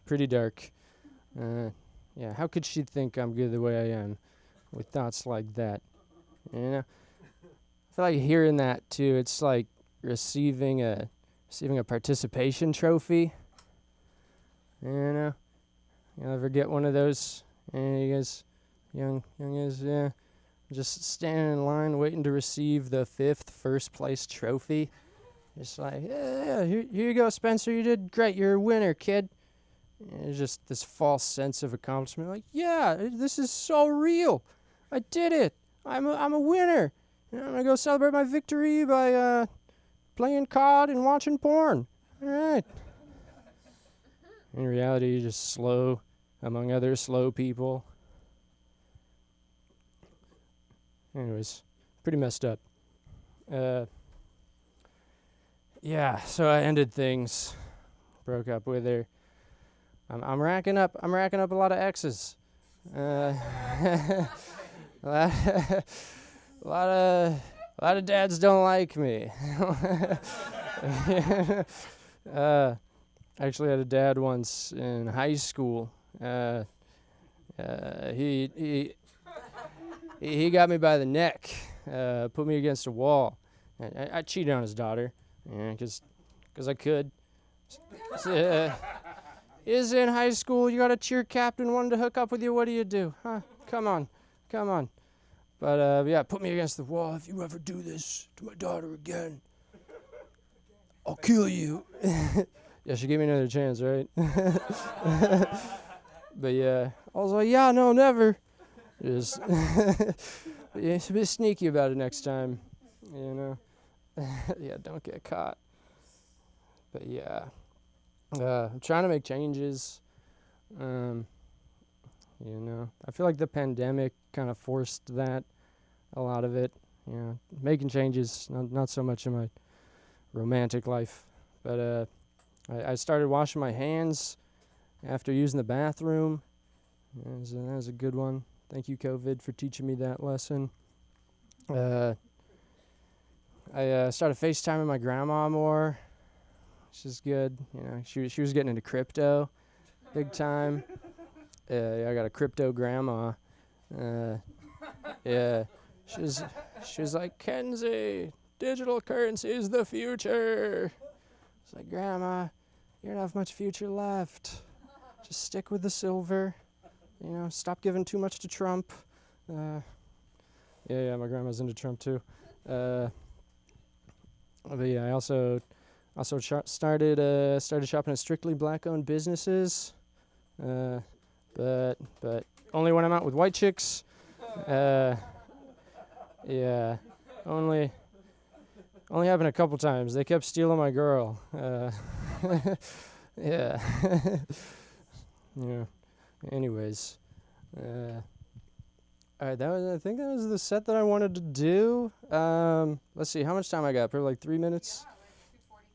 2:40. Okay, cool. That's like right on time. Working on that tight 7.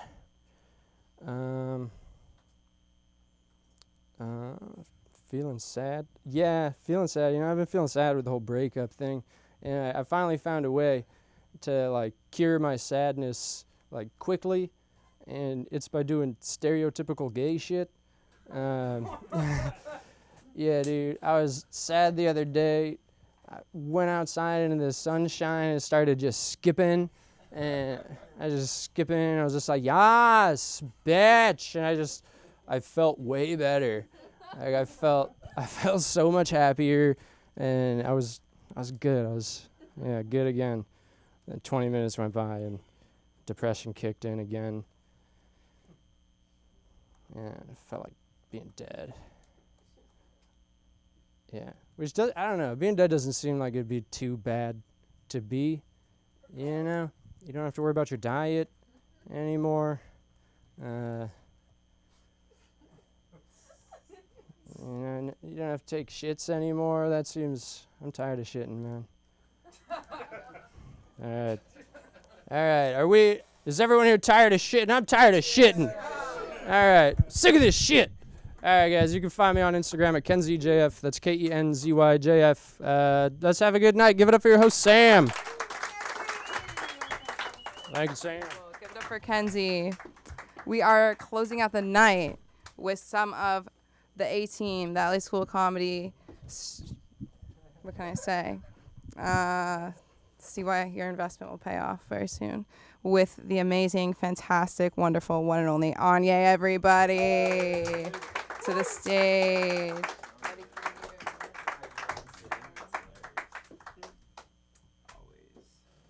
Okay. Grabbing the mic even though it's off. We're doing it. We're doing it. We're doing it. What's good, people? Man, it's a good crowd tonight, man. Clap it up for yourselves, man. Shout out to y'all for being here, man. It's one of those, I don't know if, we did Sam's show. That was like last Friday. It was really lit. It was packed out. It was another great show. But right after shows, I feel like all the jokes I do at shows, I feel like that's like their funeral. Like, this is where they go. It's like the world sees you, and then usually I record it, and I'm like, all right, next. Now we're on to the next. Like, I'm very, like, I don't know, weird about it. So I try to force myself to, like, make new material, you feel me? Like, just keep the, you know, the options out there. You know, there's so many ways to make people laugh. You got to figure it out. So, I recently had a thought, though, because I was kind of frustrated a little bit. I was like, man, you know, sometimes you do a show and it's good and you're like, dang, man, like I should be doing a lot more shows. Like, dang, you know. And I feel like I'm not in the mental capacity for good things to happen to me yet. You feel me? Like, I feel like I'm still an asshole. Like, certain things I don't deserve. Like, I feel like the first person that had a cell phone, like, I couldn't have been that person. Like, I would have been a dick. I would have been calling people like, hey, where you at? Nah, I know you at home. I know you at home. Guess where I'm at? Guess where I'm at? I'm outside. Nigga. I'm outside. Like, I got a phone. Like, what? I'd be such an asshole. I'd be calling everybody. Like, I know you at home, bro. Like, what do you? I'm mobile, bro. What? Like, that's. Like, I could not have that. Like, I'm an asshole. I don't deserve that yet. Not a good person. Another thing, I don't know about y'all, man. I feel like if you word things differently, it's not as bad. All right. I wouldn't say I like to lie, but I like to play pretend in real life occasionally. You know, like, let's pretend this happened. Let's pretend this didn't happen. I don't know. People like to ask me all the time 'cause they know I'm from Nigeria. Like, oh my God, like, it was so different there. Like, how'd you guys get around? And I'm like, how do we get around? How do you think we got around? Like, I don't know. It's like wild animals everywhere, right? I'm like, of course there was wild animals. She's like, how did you guys live with wild animals? Like, wasn't that dangerous? I'm like, nah, it's kind of like your neighborhood dogs. Like, you see the lion, it's like the neighborhood lion. Like, he's cool. I'm going back and forth with this young lady, and my friend, cause he's like, bro, don't talk to this nigga. He left Nigeria when he was 3. He don't even know about the shit. Yeah, like 20-minute conversation. She's like, oh my God, really? Yes. I feel like I like certain things because I feel like it helps you like move blame from yourself sometimes. Like, I feel like that's why zodiac signs are so popular. Like, people was like, oh man, like, you lie a lot. I'm like, well, really, it's because I was born in December. Like, it's because of that. Like, it's a connection. I'm a candy corn. It's a part of our traits. That's what we do. If I was born any other time, I would be so straight edge. And speaking of straight edge, man, I currently am on an edible, but I do usually take them other times. So I guess this is just a time that would agree with that statement. That I didn't have to explain it. I didn't. I just realized I didn't. As I'm saying it, like, I didn't have to say that. But that's the edible, man. You're just like in your own head, like, oh, these are words. They're just going everywhere. It's like Justin Sunset's set in my head, like, all the time. It's like words everywhere. Like, fuck, man. Dude, that's how I know if the edible hit, because if I can understand him, I'm like, something is up. Something is up. That shit was clear to me. I was like, yeah, exactly. He's Barbie. He's pretending to be Barbie. I see the scene. Did y'all not see the scene? He literally says, I'm Barbie. You got to be in the set. You got to be in it. Fuck with you, dog. Fuck with you. But I was there, man. This nigga had a wig on in my head. He was switching back and forth. I was seeing some shit. 10 milligrams, man. Shit was booming, man. This should be a commercial for them niggas. Shit was going crazy. But actually, I do edibles all the time, and it's really not just for me. Like, I do this for the community. Like, this is bigger than me. You get me? You might not. Let me explain. You go to the weed shops. You're not using your card. You're paying cash. I'm not tipping them with that money. I'm going back to the community with that. My change is going to the homeless population. People are eating off of me getting high. All right, this is a trickle down. All right, the government says it. We can say it too. The trickle down. It's trickling down. It's trickling. And people hear that, they're like, damn, Anya, you give to the homeless. Bro, you are such a good person, bro. Like, that's crazy. Like, you have such a big heart, bro. In reality, it's not that. That's not the reason. I grew up around, like, hidden camera shows times. You feel me? And, like, now it's getting popular again. Like, when people are, like, ask you for money, and then you're like, oh, you know, you give them the money, and it's like, what would you do? You know, kind of vibe. I don't know if y'all know now, it's like you give them some money, and they come back like, oh, you gave me 1, so I give you 1,000. Enjoy your life, sir. It's so exciting. You know, it's like everyone's so nice now because you think it's going to be the moment. You never know, but you do know. There's a camera. You can see it. It's all scripted. It's all scripted. I was sad when I found out. Now I'm snitching. A lot of it is scripted. Maybe a lot meaner in the streets. I'm like, you don't got no camera, nigga. Like, I don't know.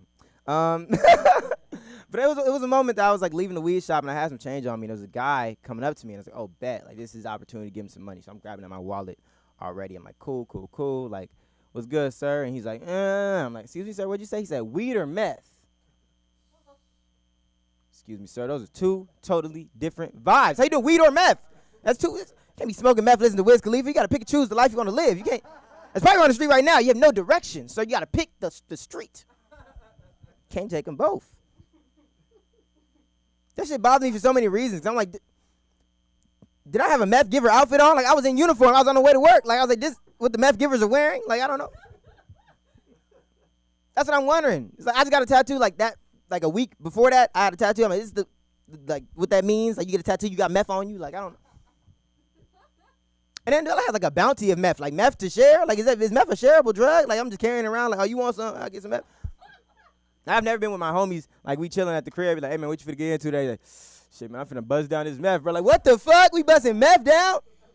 I will not partake. I'm a church boy. You can't go into church smell like meth. You can go in church smell like weed. You know, it's like I'm doing it to get closer to my Lord and Savior. You feel me? Higher or away from the devil. It makes sense. It makes sense. Think about it physically. I'm going up. I don't know. I did grow up in the church, man. Let me see, what's my time looking like? I got 3. Okay, we can do this one. This is a throwback. Let's do this one. I know I'm in a boot, bro. Let's ignore it, bro. Let's just ignore it. Let's not even talk about it. It's 2 more weeks. 2 more weeks. 2 weeks, I'm out. Okay. Let's move. But I did grow up in a church, which means I lived a very interesting life. Like, things in my house were, like, forbidden. Like, in my house, like, Halloween was a sin. Personally, I don't understand how me and my homies going out and getting candy is a part of the devil's plan. Like, where does he benefit from us getting candy? Like, is he a part of big candy? Is he a dentist on the back end? Like, what does the devil gain from us getting free candy? I don't understand why it's bad for us. But I used to go to Hallelujah Fest. Like, that's what they made us do. It was on Halloween Day. You would go to church, and they wouldn't have a good candy. They would have whatever candy they had around. And church women got a bad selection of candy. It's all like Werther's Originals and like mints. You feel me? And I'm going to school the next day trying to trade that shit in. Like, ain't nobody trying to trade. Got this old woman-ass candy bag trying to trade a Werther's Original. Niggas like, oh, I get it. Almond Joy. Nigga, fuck Almond Joy. I don't want a damn Almond Joy. Nigga, fuck Almond Joy. Fuck. I hate Almond Joys, man. It's all niggas would offer me, man. Almond fucking Joys, man. Coconut and chocolate. Who the fucking middle-aged women-ass candy?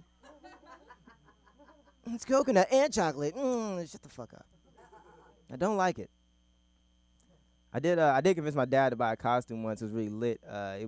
We did like a book parade at school. Like, it was like we had to dress up like characters from a book. And all my homies was like, oh, bro, like, oh, we should all be the Avengers. And then you gonna be Spider-Man. I said, oof.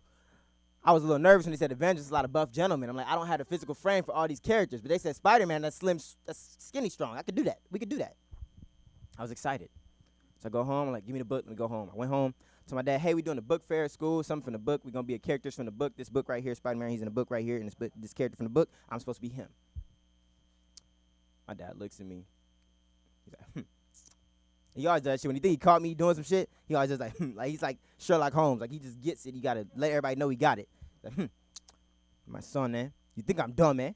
You think I'm dumb, man? You want to be custard to my house? Hey, you want to be custard to my house? You think I'm dumb? Leaves the room. Technically, that's a successful conversation with my dad. Like, I didn't get hit. I was like, woof, we made it out. We made it out. And a lot of my friends still mad at me to this day because we were still the Avengers, right? We was all the Avengers, but I'm gonna just explain. It was like Captain America, Thor, Malcolm X, Iron Man. Malcolm X, he made me go in a suit and tie. I was supposed to. He changed my whole book up. I was Malcolm X. But I told all my friends I was a liar still back then. I was a little liar. But I was like, I'm going to just explain the story. I said, well, look, y'all, it's still me, Spider-Man. But I just flew in from New York. Doc Ock and them done stole my fucking bags, bruh. But I'm still here. It's still me. It's still me, though. And it's going to help the mission because I'm going to go in first. And the criminals going to be doing all the bad stuff. Then, oh, my God, we doing bad stuff. Who is this guy? I'm like, yo, stop the crime. Like, bro, I'm not stopping you, random guy. I'm like, no, nigga, it's me, Spider-Man. And all they get in, less casualties. You know, secret agent Spider-Man. They wasn't buying it. And my mom is still mad because she was collateral damage because I'm still in all the fucking stupid pictures in the suit and tie, in the poses, hitting the fucking poses, ruining my good pants. Stupid. It's fucking stupid as hell. Hey, but shout out to y'all, man. Thank y'all for being here. I'm Anye West. It's ONYEWST. Tapping with the kid, yeah. Shout out to Sam. Go Sam. Sam.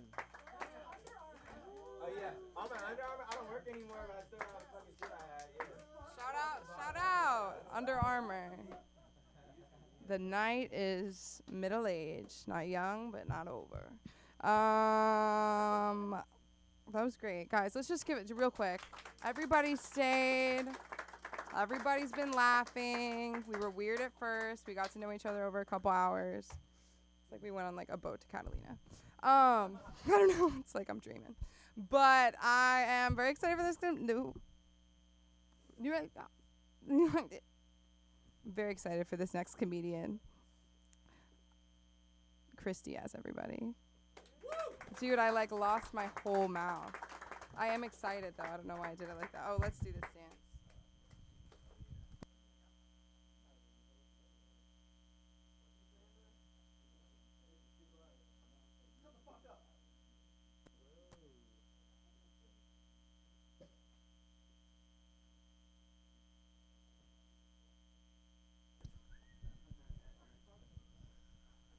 I'm going to start off my set by just pointing out the elephant in the room. Don't these two look like they're about to fuck? Holy shit, I saw this dude all dressed up in his white Air Force ass! Jesus Christ, look like they were made for each other. Sheesh! Hell yeah. That's what we all about. Cold Demons 2, bitch. Let's go. Anyway, I'm Chris Diaz. I'm coming at you from Westchester, California. If you've been there, it's probably to slay some poon then dip. For me, however, it was where I grew up. So when my homie found out I live adjacent to LAX airport, he asked if he could park his car there at my house for a weekend trip. He was going to board a flight from here to AZ. So I was like, okay, yeah, you might as well park there. Hey, paying for a rental spot, would be expensive as fuck. I wouldn't park there. I'm a nice person, guys. I'm a nice person in case you guys couldn't gauge that at first. So the next morning comes, yo, who's the fuck's car is that? I'm going to key his ass. Oh, wait, nah. That's my dog. Okay, I remember. So anyway, if you had COVID at any point since 2020, your first initial thought wasn't, okay, shit, man, this is happening. I gotta chill for a bit. It was like, oh, who done did it? I'm missing fucking courtside seat Lakers tickets. Shit! It's like, god damn, do you really... COVID for a while was like the new AIDS, Do you really think Magic Johnson at the time of getting diagnosed, you think he was a well-adjusted person? Bruh, if I was in his shoes, I'd be storming out my fucking mansion in my drawers with my choppers saying, hey, where the fuck you at, LaQuisha? Yeah, I just pulled a 6ix9ine on y'all. That was a hip-hop reference, by the way.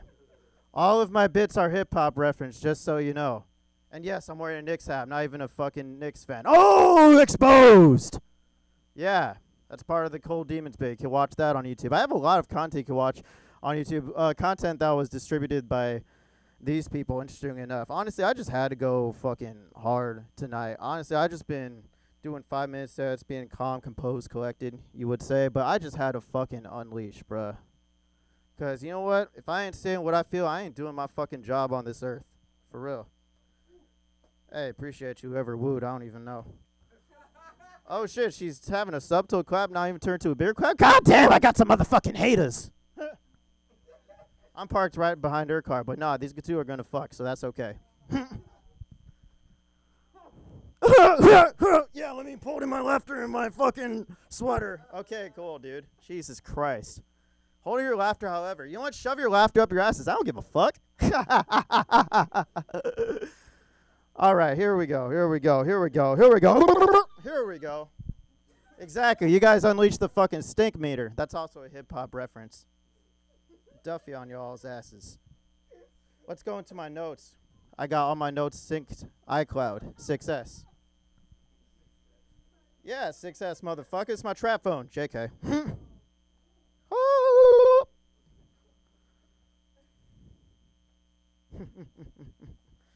For real, man. See, I sometimes, hey, I'm Mexican, and engaging guys didn't gauge that. We Mexicans, we freaks in bed. But me, I sometimes just like to nourish my woman. I like to take her for a shower, you know. But, you know, me, my dumb ass, I forget to always put a bar of soap in my shower. And so when that happens, I'm like, hey, babe, sorry, my dumb ass forgot to put a bar of soap. Would you like to lather up with some of this body wash? It's like, no, that has harmful chemicals in it for women. I'm just like, are you sure? I mean, it has some pretty natural stuff in here. I mean, it's Harry's. Why don't you just take a whiff? No, I want to smell like you. I mean, shit, I just nutted in you. I mean, it's better than smelling like a dirty whore. Ay, he's bombing. Shut the fuck up. Last joke. See, me, I always just wondered how dinosaurs got on. They got these small fucking tiny arms. The chick's doing all the work. It's like, I can't even get her in the right position. I'm just like, and that makes me wonder, like, dinosaurs had to have crossbred for these reasons, or for one reason than another, right? See, if I were a velociraptor, like, bro, I want to fuck another velociraptor. That's like fucking myself. I want the apex predator. I want the T-Rex. I mean, hey, she'll probably eat me, but there's a 10% chance she'll get horny for me. Hey, thanks, Sam. Thank you all. That's my set. Cold Demons 2, bitch. I'm probably buying this shit.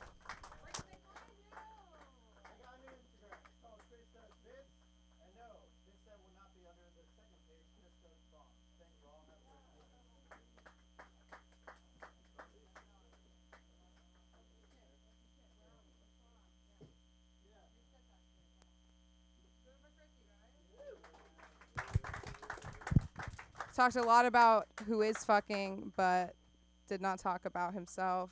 Do with that what you want. No, I'm kidding. No, I'm kidding. I just think that was funny. Do you know what I mean? Where it's like smelt it, dealt it. Just like, who's fucking? Not me. So the night's closing out. It's just more and more funny. Like, it's going to get more funny every second. Like, that door's opening, like, hilarious. Like, I'm laughing. I'm really excited for this next comedian. I love him so much. He always makes me laugh.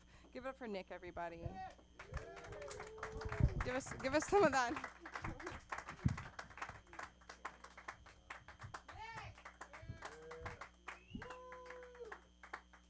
Hello, everyone.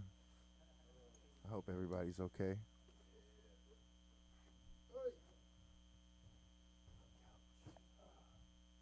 All right. Today's Monday. I'm gonna address everyone. I'm gonna look at everybody real quick. Hey, Miho, how you doing, Mr. Sunset? Young lady, Mr. Diaz, Kenzie, what up, sir? Madam Witch. No, I don't believe that, but you frightened someone. It's okay. Holly, hello, sir. Hello, hi.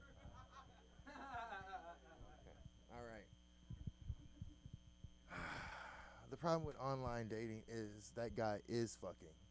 All right? That is what's wrong with the world, okay? I just want to let y'all know that there was a time when you would get no pussy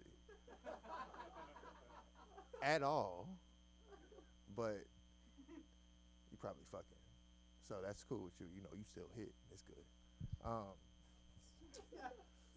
Look, I'm just saying, madam, corrections officer. Is this your boyfriend?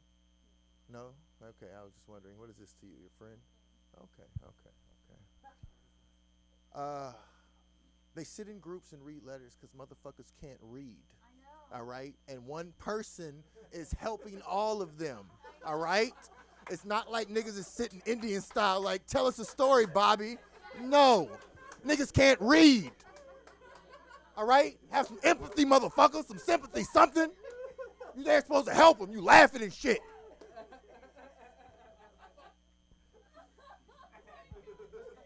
You still talk to one of them. One of them still got the text. It's okay. No, I'm just. Are they all fellas? So there is some that's not though. All right. Anyway, sir, I was thinking about your blacking movies. That's so racist. It sounds porn-like, but you know, I feel like if you change one character, it makes it like a black movie, but it also turns the shit into a villain. Like, has anybody in here seen Cool Hand Luke? It's a great fucking movie, right? Now, if Paul Newman was a nigga, they would have been like, everybody loves this nigga. Fuck this movie. Like, oh, he got what he got at the end. Yeah. Like, I feel like it would just change the whole vibe of the movie if it was just a black man. Like, it was Sidney Poitier instead of Paul Newman. Nobody been rooting for that nigga. Like, how disrespectful he is. My God. Do your time, nigger. Oh. Paul Newman got shot. They was crying. Sidney Poitier got shot. The nigga, woo! About fucking time. Y'all took too long. Punish that nigga. He talking to all these white people. They all his friends and shit. Fuck. Hate this shit. Like, I also feel like, say if Heath Ledger in Brokeback Mountain was black, that shit wouldn't have been lovey-dovey. Let's say I played Heath Ledger's part, right? Me as a black man, right? Now, I done just got on this job that I've been doing for a long time. I really ain't doing shit. I'm just getting fucked up all the time. You know, the guy that is doing shit, you know, I'm letting him do his shit, but I'm just sitting around getting fucked up. And I think, did Jake Gyllenhaal have a family in that movie? Was he married? Okay, so this big black nigga that ain't working, right? This good white man comes trying to help me inside. Come inside, you're going to catch your death. And, you know, he comes inside and we have a little moment. And that's why I don't like eye contact, because it's either aggressive or sexual, all right? I'm not trying to kill you. I'm not trying to fuck you all at the same time, all right? I'm just sorry.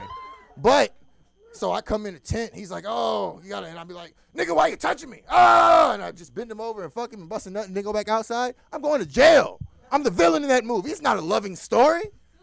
Fuck. People are like, oh my God, I can't believe y'all let this happen. Oh, poor Jake. Oh my God. That nigga didn't even work. Fuck. He was just drinking on the job, and then he fucked that poor white man. Oh, my God. And he just threw himself on him forever. And he was dick whipped. That's what they do to you, you know. Look, he dick whipped that poor fucking white man. He got him. Nigga had a job every season after that. He still wasn't working. American Beauty, right? Kevin Spacey was a black man. Oh, my God. That nigga would have got arrested at that job when he was talking about trying to get benefits and shit. He would have went to jail. It wouldn't have been like, oh, this is thrilling, you know? Or better yet, if the white dude's dad was the black man in that movie, people would have hated that man. He was the colonel or something. He used to beat the boy up. He had to give him drug tests and shit. I just don't see it. Anything that you add one black person into, shit become villainous. Villainous. Goddamn niggers. I don't know. That's how it is, though. And like your hate for black people can pull so many people in. They be like, yes, I don't like your music, but God, I hate those niggers. You know, like, oh fuck, I do like to suck cock and get it in my anus, but you know, them niggers right there don't. You know, it's like, oh fuck, I don't eat meat, I love meat. You hate niggers? Yeah, okay. We're cool. And I know this because I used to have phone conversations in my day. We had where you click three-way and shit, right? And I used to talk to women on the phone, and I didn't have to express that I was black. Like, I didn't find that I had to tell everyone on the phone that I was black, right? So one day I'm talking to this girl that I've been talking to for like 4 months on the phone. She works at this water park in the little town and shit. And I guess something happened at work today. I don't know what happened, but she was like, man, this busload of niggers came in and just came into our fucking snack shop, and they were just talking loud, and oh my God, we thought they were gonna fight. Did they fight? No, I just hate those fucking niggers. I was like, me too. She's like, fuck. She's like, they aggravate me. I was like, yeah. They just come in there smelling like cocoa butter and shit and just talking, asking you really nice questions. She's like, yeah, I don't want to talk to them. I'm like, yeah, right?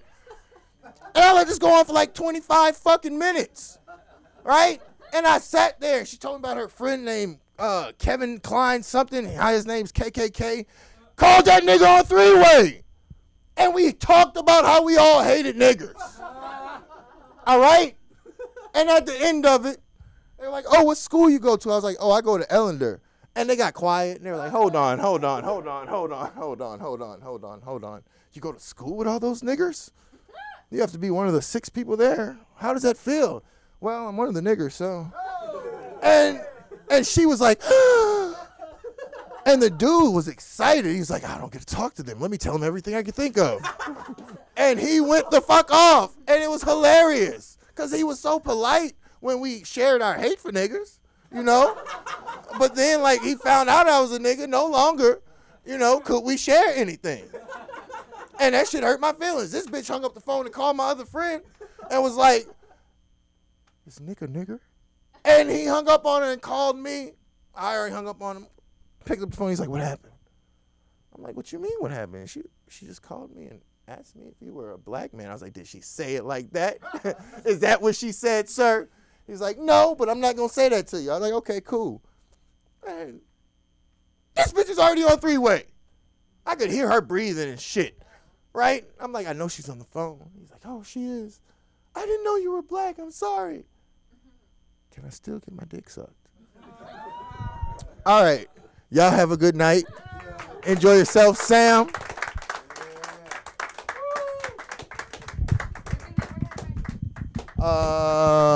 I'm here sometimes, and other times I'm not. So, thank you.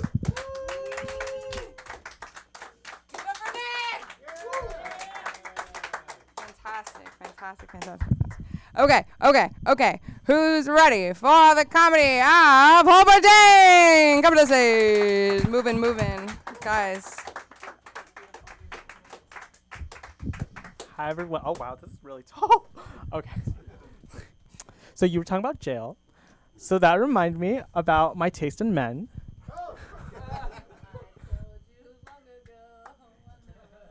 Exactly. So my taste in men is men that look like they can kill me. So that gave me the idea. So senior year of high school, I was 18. Senior year of high school, I want to clarify. My friend gave me this idea to get a prison pen pal. True story. So I went on the website. It's a real website. And then obviously I'm only going to choose the good-looking guys. So the first good-looking guy I chose, I checked to see the crime to make sure he wasn't too dangerous. It was murder. And then same thing with the second guy. It was heartbreaking. But I don't know. Speaking of murder, I go to school. I go to USC, so a little bit of a sketchy area. And I don't know, every time I walk around outside of campus, guys always tell me they want to kill me. True story. But it's never a serious, I'm going to kill you.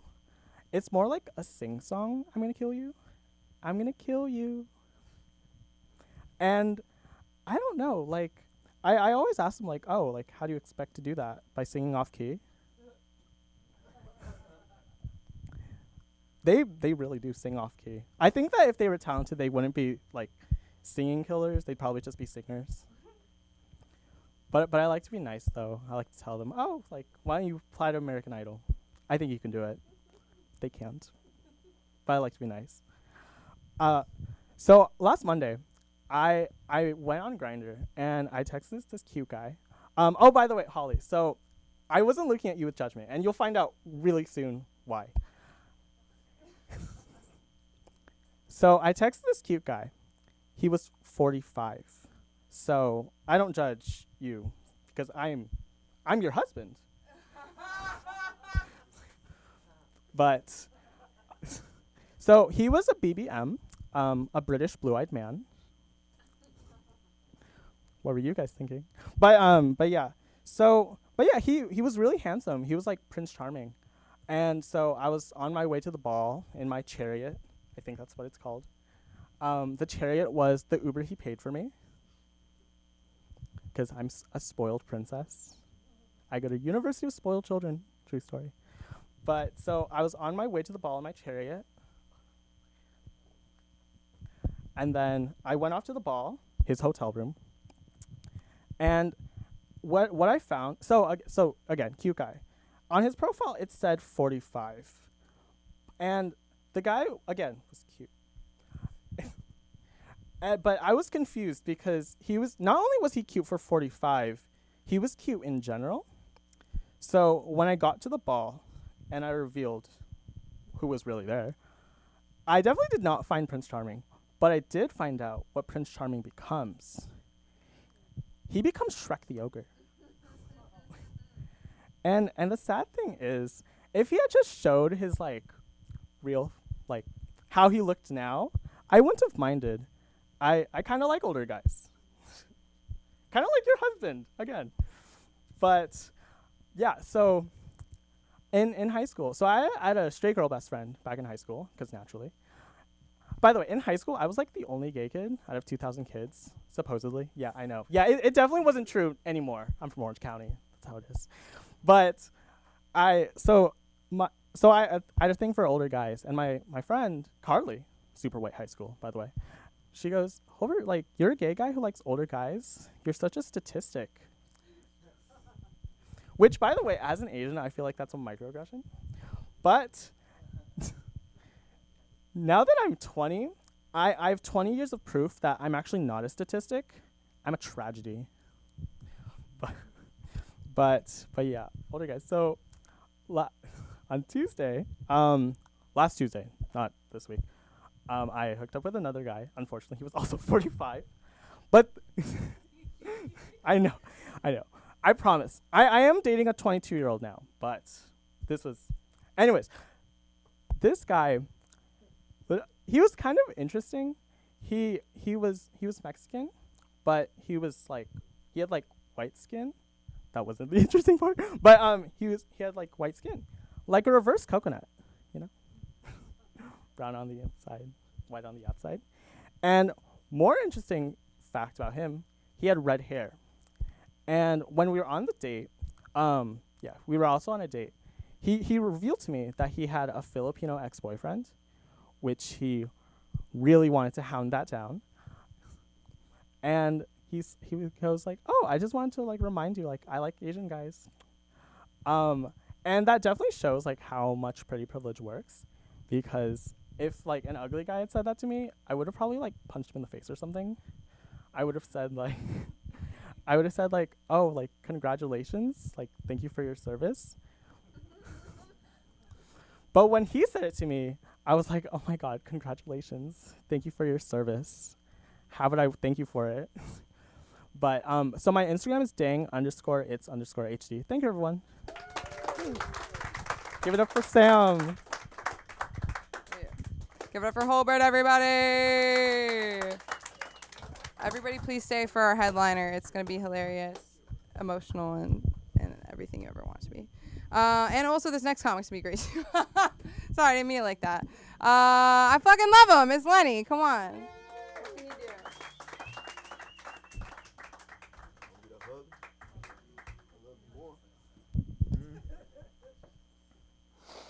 Hello, everybody. Yeah, you all seem energized. I do.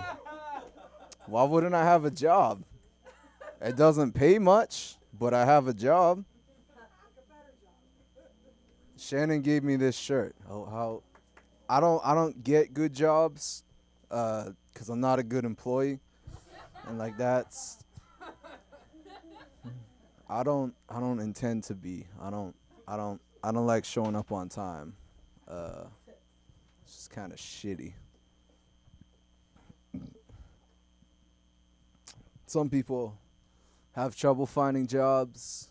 Actually, I'm just gonna leave that be. I forgot how easily broken that was. What I really wanted to talk about is the dangers of unemployment here today. So I hope you're all excited for that. Yeah.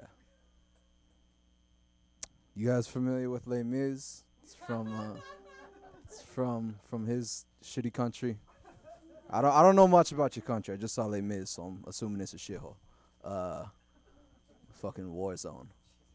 But sorry. I know that's not a joke for everybody.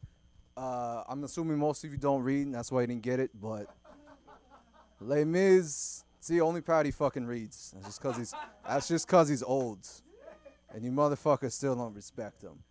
What? Did they teach you to read? Les Mis. What? What the fuck? I'm a little fucked up right now. You deserve a fucking standing ovation for that set, Nick. That shit was great. Okay?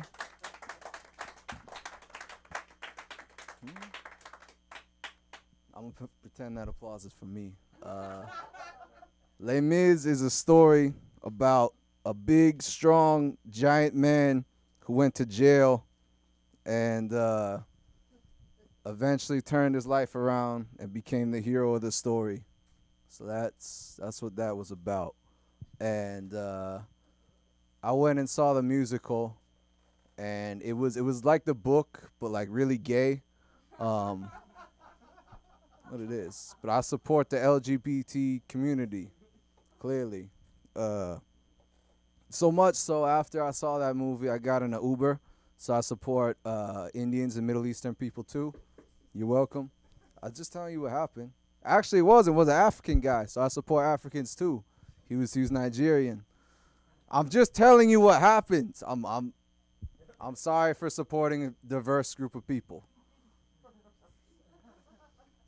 I work for Koreans too, and that's why I'm dressed like this. So sorry for being helpful. I'll try to be more closed-minded in the future. So I'm in this African guy's Uber, right? Why are you groaning?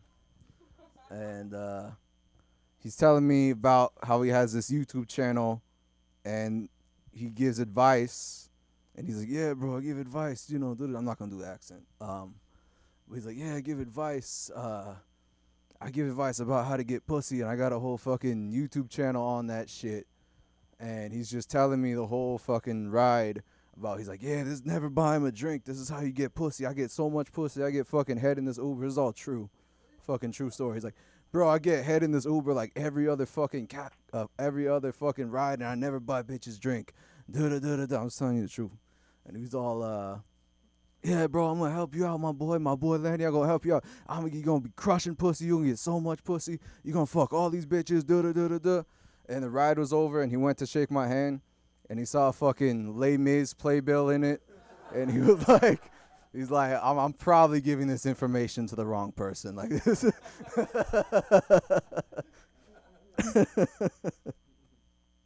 Give it up for Anton, everybody. Yeah. I like that shit a lot. I thought your set was great too. I just remember you saying, like, you started off by saying you're a French cliche, then you got on with the bit, and I'm like, "Yeah, he's not that French." And then you were like, "My wife made me mad, so I called my girlfriend," and I was like, "Oh yeah, he's French. He's French." Hello, everybody. My name is Lenny. This is how I would have started my set if I wasn't heckled in the beginning.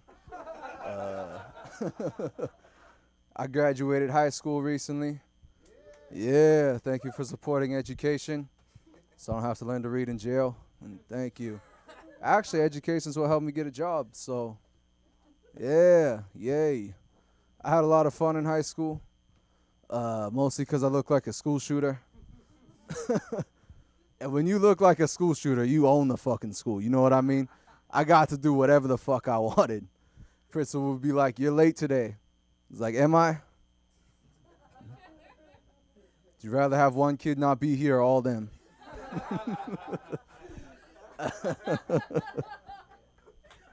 There we go. They gave me the fucking school shooter special, you know what I mean? I parked wherever the fuck I wanted. Fucking bullies gave me their lunch money. And I got to go home early every time I reached into my bag, so it's just fucking great time in high school. There we go. See, I love when women laugh and like don't cover their face. You know what I mean? Cause like they only do that shit to dark jokes. You know what I mean? Cause they try to act like the rest of us can't tell they're laughing just cause they got, you know, a hand over their face and shit. And if the Middle Eastern lady isn't covering her face, there's no reason the rest of you have to. Okay? I'm not racist. I work for Koreans. I mean, they wouldn't let her in there, or him, but I'm not the one racist one. You know what I mean?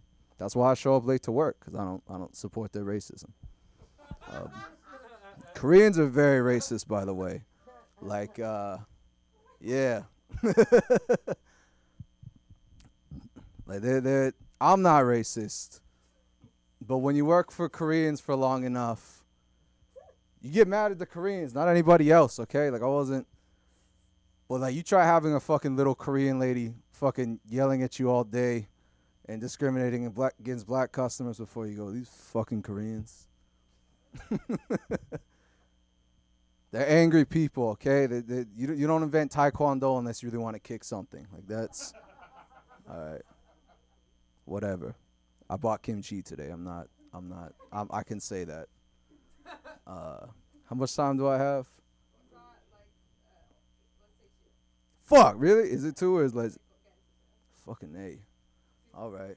I went most of my set. I don't tell a lot of dark jokes, but I'm actually a really good person. For example, I once gave my most prized possession to a homeless woman, my virginity. I love fucking homeless women. What? They deserve love too. You know what I mean? They're the ideal women if you think about it. They don't take long to get ready. They don't have to be home at a certain time. You can drop them off wherever the fuck you like. Like there's a lot of upsides that people don't think about. That's all I'm trying to say. I really want to meet a woman that's in Al-Qaeda and nut on her face. That way I could tell people I shot an Al-Qaeda in the face. Showed her an explosion. That joke is fucking stupid. Thank you, everybody. The president. People like to bitch about the president. I think it's a hard job. You know what I mean? People are always giving the president shit. Like I hear a lot of people be all like, Biden's the worst world leader ever. Is he? You know what I mean? Like, you ever seen world leaders in the world? You know? Biden's like, you don't vote for me, you're not black. Other world leaders are like, you don't vote for me, no drinking water.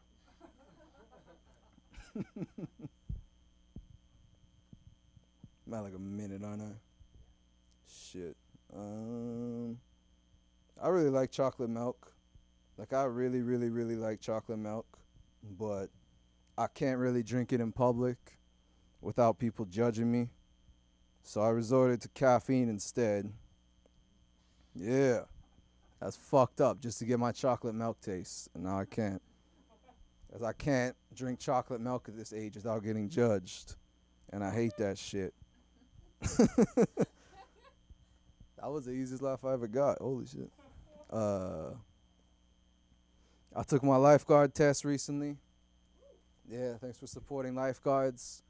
I don't know if you know this, but the lifeguard test is fucking stupid. Like, I don't think we're training lifeguards the right way. In order, the test, what they trained me to do is if somebody was at the bottom of the pool drowning, I have to swim across the pool, dive down, bring them back up, and swim back to the other side of the pool another 2 minutes, right? It seems reasonable. Only in order to pass the test, they tell you not to, after retrieving the person, swim directly up. They tell you to swim diagonal so you can complete the task faster. So in other words, they're saying keep the person underwater for as long as possible and don't just go straight to air. You need to flex just a little so they know you're in good hands, like Allstate. All right, this set was pretty shitty. Thank you all. That's my time. Fuck Oprah. Thank you all. Good night. You can find me on Lenny McKenzie on Instagram or anywhere they sell chocolate milk. Thank you. Give it up for Lenny. As our night is coming to a close, I would like to thank LA School of Comedy for the community that it's given me. I've met so many of my best friends here, so let's give it up for the place.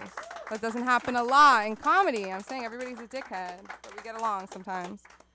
So our headliner, I love him. He's not going to be at the mic for a while. I'm really going to miss him. He's fantastic. Josh Kaplan, everybody!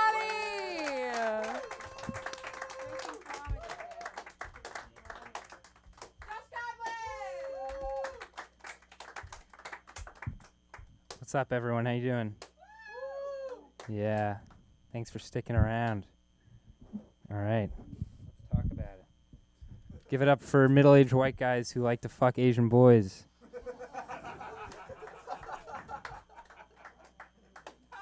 This is a space of recognition. Anyway. Kenzie, how you doing? I'm sorry about your decision. Yeah. I haven't cheated on a girl. Probably more like 3 or 4. It's all right. We got a lot to talk about. What if Batman was black? No Batman 2, huh? Yeah. Police wouldn't let that happen. All right, let's get to it. Hey, Patty, you work for Steve Harvey, right? I think I saw him once. It was either that or Chris Christie thought it was Halloween. I wasn't sure. All right. That's all right. Jeez, whatever, man. I think a lot of different people think a lot of different things are disgusting, and it's like unique to everyone, you know? And like one thing I noticed about myself is I really don't like when there's hair in my cum.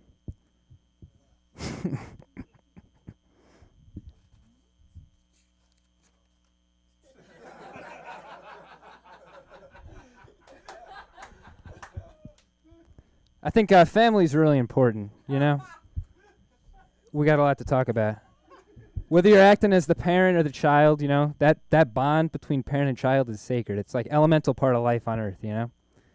So like my little cousin Patricia, she thinks a lot, and she asked me, she said, Uncle Josh, why do we hang out all the time together while we're alive if we're gonna die alone? I know. I said, because little Patricia, your dad was horny and your mom is pretty clingy. Remember when we went to the zoo and saw those pandas climbing around in the bamboo?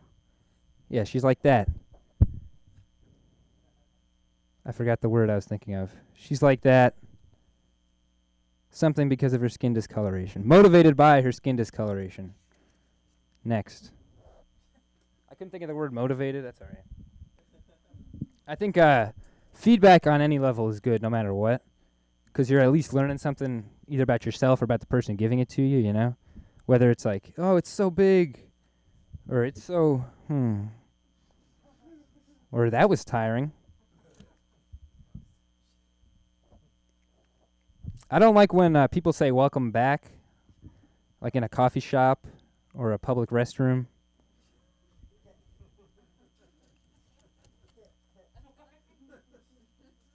I don't know. This is the form we're doing today. You guys know who Lil Tay is? You know she died? You know she's alive again. She died and she is alive again.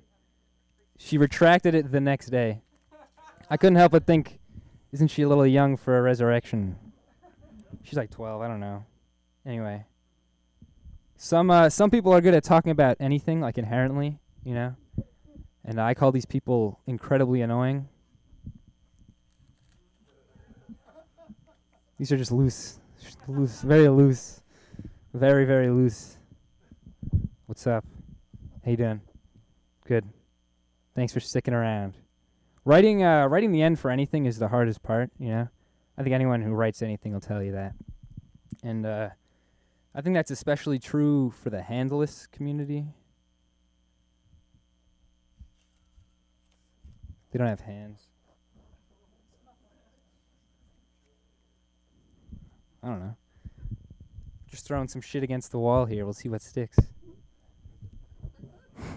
See what shit is wet and what is dry. Speaking of, my aunt is obsessed with drinking this homemade tea that she like makes from compost, which is cool because I'm obsessed with shitting outside on giant piles of banana peels and mint leaves. I like that one. This is gonna do really well. I like meeting girls in the teen section of the library, mostly because I like rule breakers. Get him. It's worse that he laughed and I said that. I never like hearing that someone is a closeted homosexual. Never.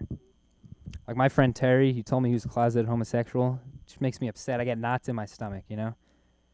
Because you might not believe this, I actually cannot keep a secret.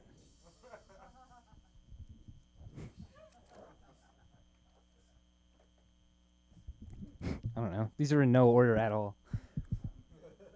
I think super old people get like really extreme, you know? It's either like, I've never been so alive, or they're dead. It's cool. I want to die surrounded by my loved ones' bodies. This is all heavily prepared material. What's up? Thanks for sticking around. Living alone is sad, you know. Some people really don't like when they hear someone's living alone, it like upsets them, kind of. I don't really mind it personally. I'm not like a big fan of witnesses.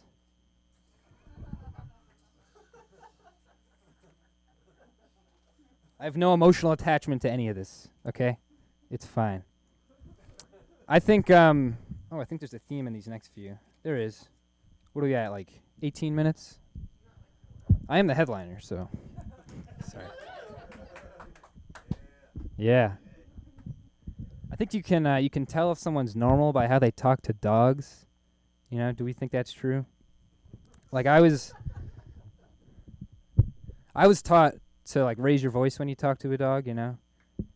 And if that doesn't work, get a stick. I'm going to really dig down on this one. I want to get a dog and beat him relentlessly. That way I can tell people, oh, he's a rescue.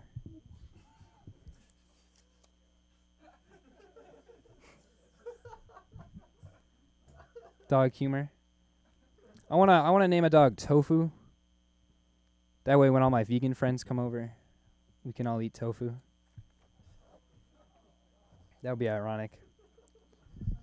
I love my dog a lot, you know? Like I give my dog his own room.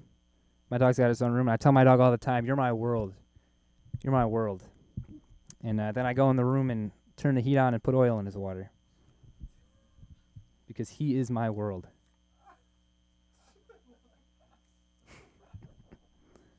That's a good one. Here's my personal favorite. I want to go whitewater rafting with my dog. Just because I think he'd look cute falling down a waterfall. What do I got? I got 2. Word. My friend with diabetes' birthday's coming up.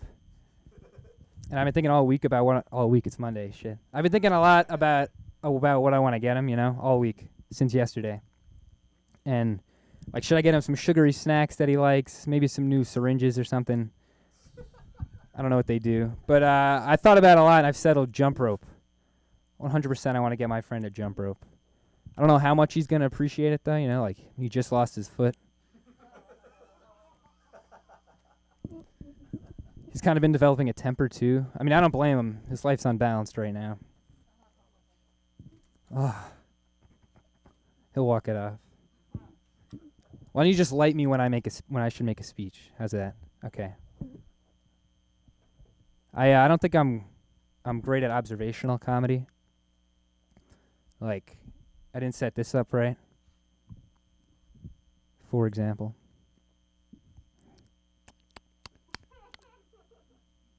You ever watch a couple grow fat together?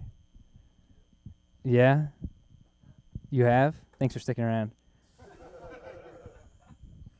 You know what I'm talking about? A couple months in, they're like, we've never been so close. I'm just like, yeah, that's how space works.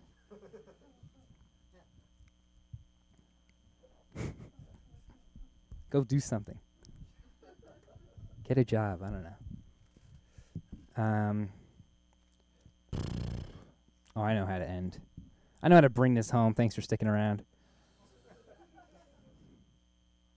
I told my dad, I said, Dad, it means a lot to me. I said, Dad, when I grow up, I want to run the family business. I want to take over your company, Dad. Be like you.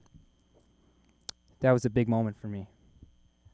That was a life-changing realization I came to. But, I mean, you know how dads can be, right? You've stuck around. He never really gave me the response I wanted.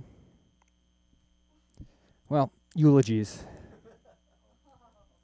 They get you. It was like he was still alive, you know, ignoring me. Kind of like you guys. All right, well, that was a slightly above below average set. I want to say this is my last time here for a bit. I'm going back to school, so this has been a fun, 3 months or something. This has been a great home mic. Give it up for this place. This has been a great motorhome for me, so thanks for making it happen. Sunda, wherever you are, she's somewhere not here. And with her infectious, almost sickly laughter.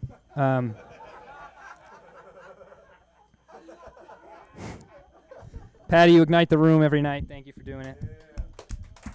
I'm not doing everyone. Just get up here. That's the end of the show. Thank you so much.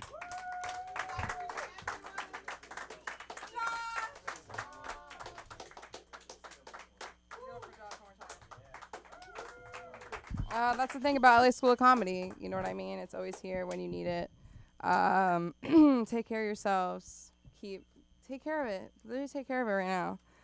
Go do what you gotta do. We're on LASchoolofComedy.com Monday, Wednesday, Friday, open mics. Hit us up about classes. Let's give it up for Jason! Making it happen!